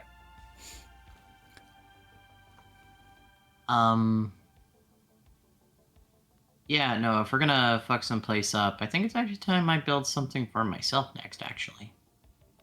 In the, destructive capability. That's something in the works. In that meantime, could we get some people to go check out the store before we just go in and smash it up? Yes. Troy, if you could take a peek on the net and see what you can find out.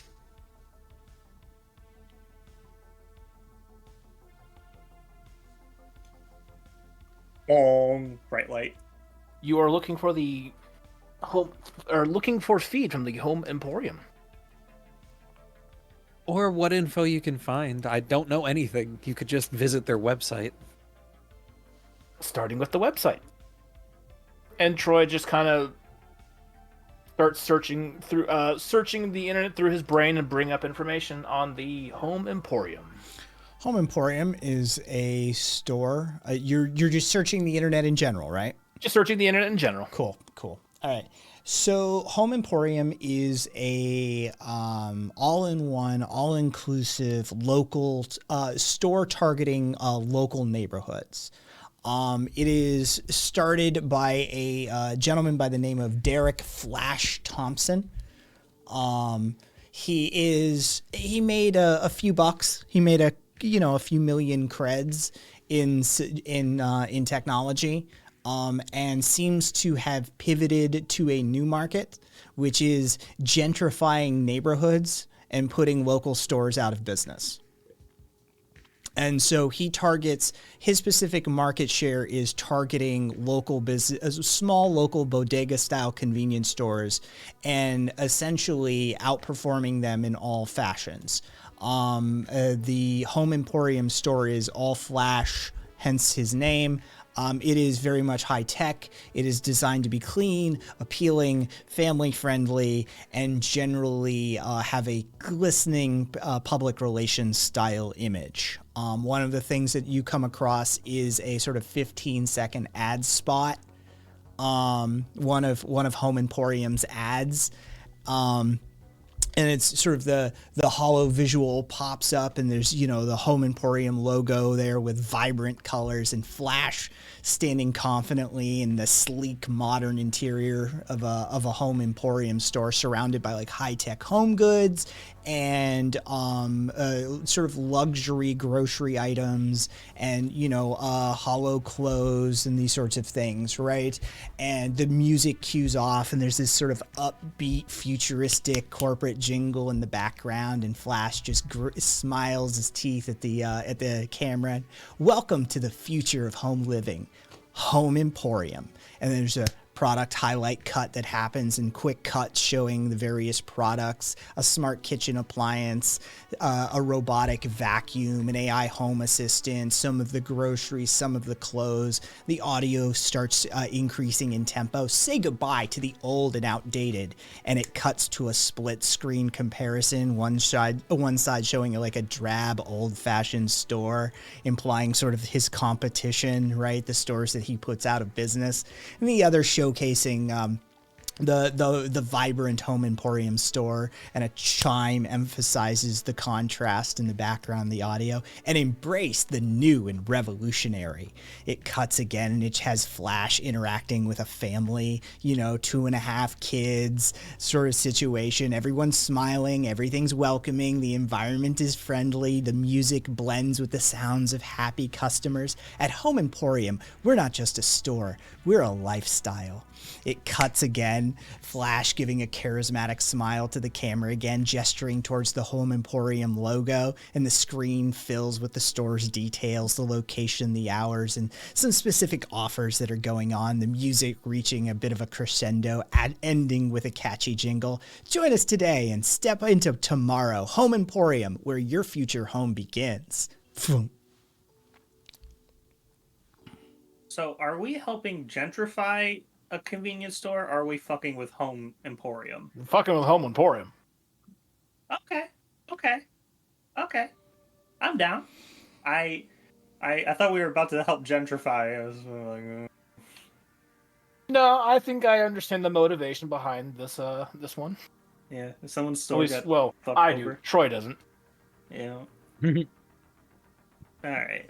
Alright, so yeah, Troy just states out loud, the Home Emporium is an all-inclusive store targeting local neighborhoods started by Derek Flash Thompson.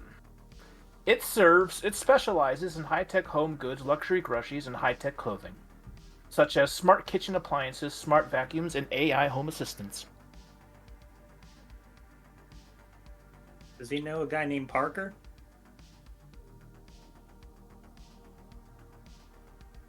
Never mind. Anyway. I mean, I got it, but Troy doesn't. Yeah. Patty's... Krill, you could. Part of it is we get to walk out with whatever we can take out. If you have something in mind from there, you might want. Potentially. It sounds like there's plenty of useful tech there. I know what I want. But also, I would worry about the more higher end stuff all being tracked internally.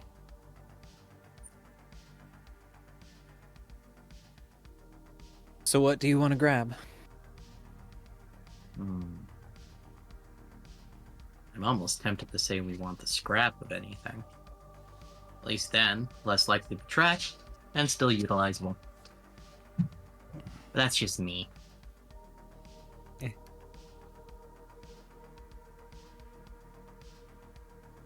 Be nice to have a functioning kitchen here, no? It Or would. bathroom? Wait, home goods? Yeah. Maybe a toilet? Yeah. Yeah, I was gonna say that'd be great and all, except for we don't know if we have plumbing or gas even in this building.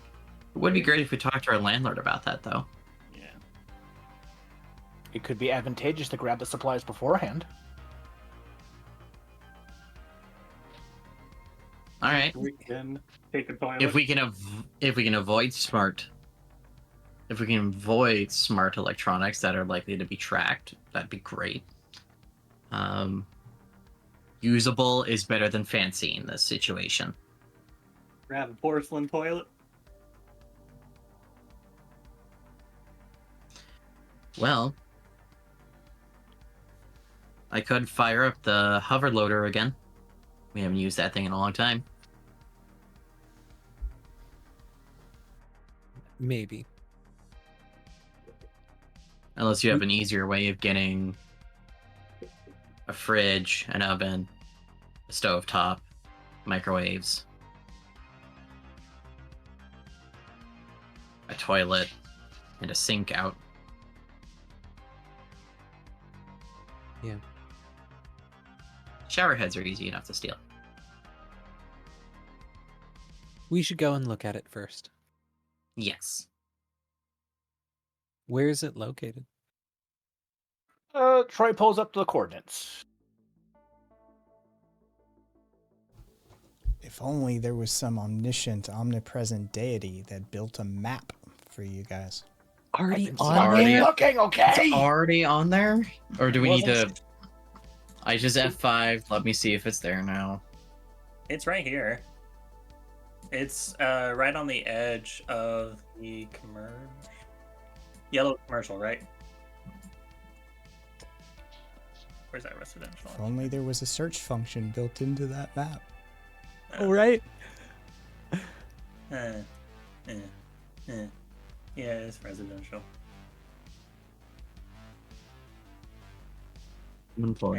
Thank you, benevolent, omniscient creator, for your patience. Okay, so it's like really, literally on the like southeast edge. It's right next to Greenhouse Cafe and Bayview Park. What? It's What? It's right next to Wynn's Necessities and Neighbor's Bar. oh, never mind. Nugent's I scrolled too far. Necessities. Sorry. It's pronounced Wynn. It's pronounced win. Is it? Yes. Oh, Chinese. Korean. Korean. I was like, it's one of the others. Yeah, it's Korean. And Yeah. it's It's usually When? either the Chinese or Koreans. Koreans. Regions. God damn. The Sure, there's- Korean there's Norwegians. Goddamn Cresians. Kaiser Bristles. The Kaiser becomes a Frisian. all right. Okay. Troy states that the Home Emporium is in the southeastern quadrant of. Oh, for fucking sake, Jesus Christ! Sorry, the map just started glitching on me. Yeah, once you zoom far enough, it fucks with you. Is in the southeastern quadrant of Zone 4, the residential district. Zone 3. Zone 3, sorry. It's Zone B. Shut the fuck up. Krill, why don't you and I go take a look? You can create a list of some things you'd like to maybe get, and we can scope out the security, see what's there. All right. I just gotta get this table started on a sonic accelerator while we leave. And Troy, while we're at it, if you could do your thing. I will see if I can gather surveillance images of the surrounding area. That would be great. If you could see what penetration you could do to their system, you don't need to raise any red flags or anything. But maybe we'll wait to do that when we're actually jumping the place. I wouldn't mind taking a look at its cybersecurity features just in case. Just make sure I don't get shot if I break it down. I cannot make that guarantee. Well, just if there's guns, I just need to know. If I see any guns, you'll be the first person I inform. Thank you. Just get a second cup of coffee. Yeah, if you can poke at it without letting them know, as long as they don't know. We don't want him to get on high alert before we're ready to jump.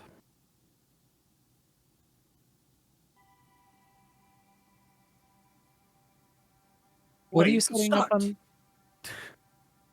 What are you setting up on the table, dear? I have been trying to work with something for a while. Um, Personally, not the biggest fan of bullets. Power to all of you who know how to sling them well. Not usually how I deal. But I have been looking online, and I found some experiments from the corporate wars. And I'm going to see what I can do with a sonic accelerator. The fuck is a sonic accelerator? So, sound only has so many limitations, but one can induce a boom if you compress it hard enough. I'm not driving at the speed of sound. You're not. Thank God. I look forward to finding out about that. That sounds interesting.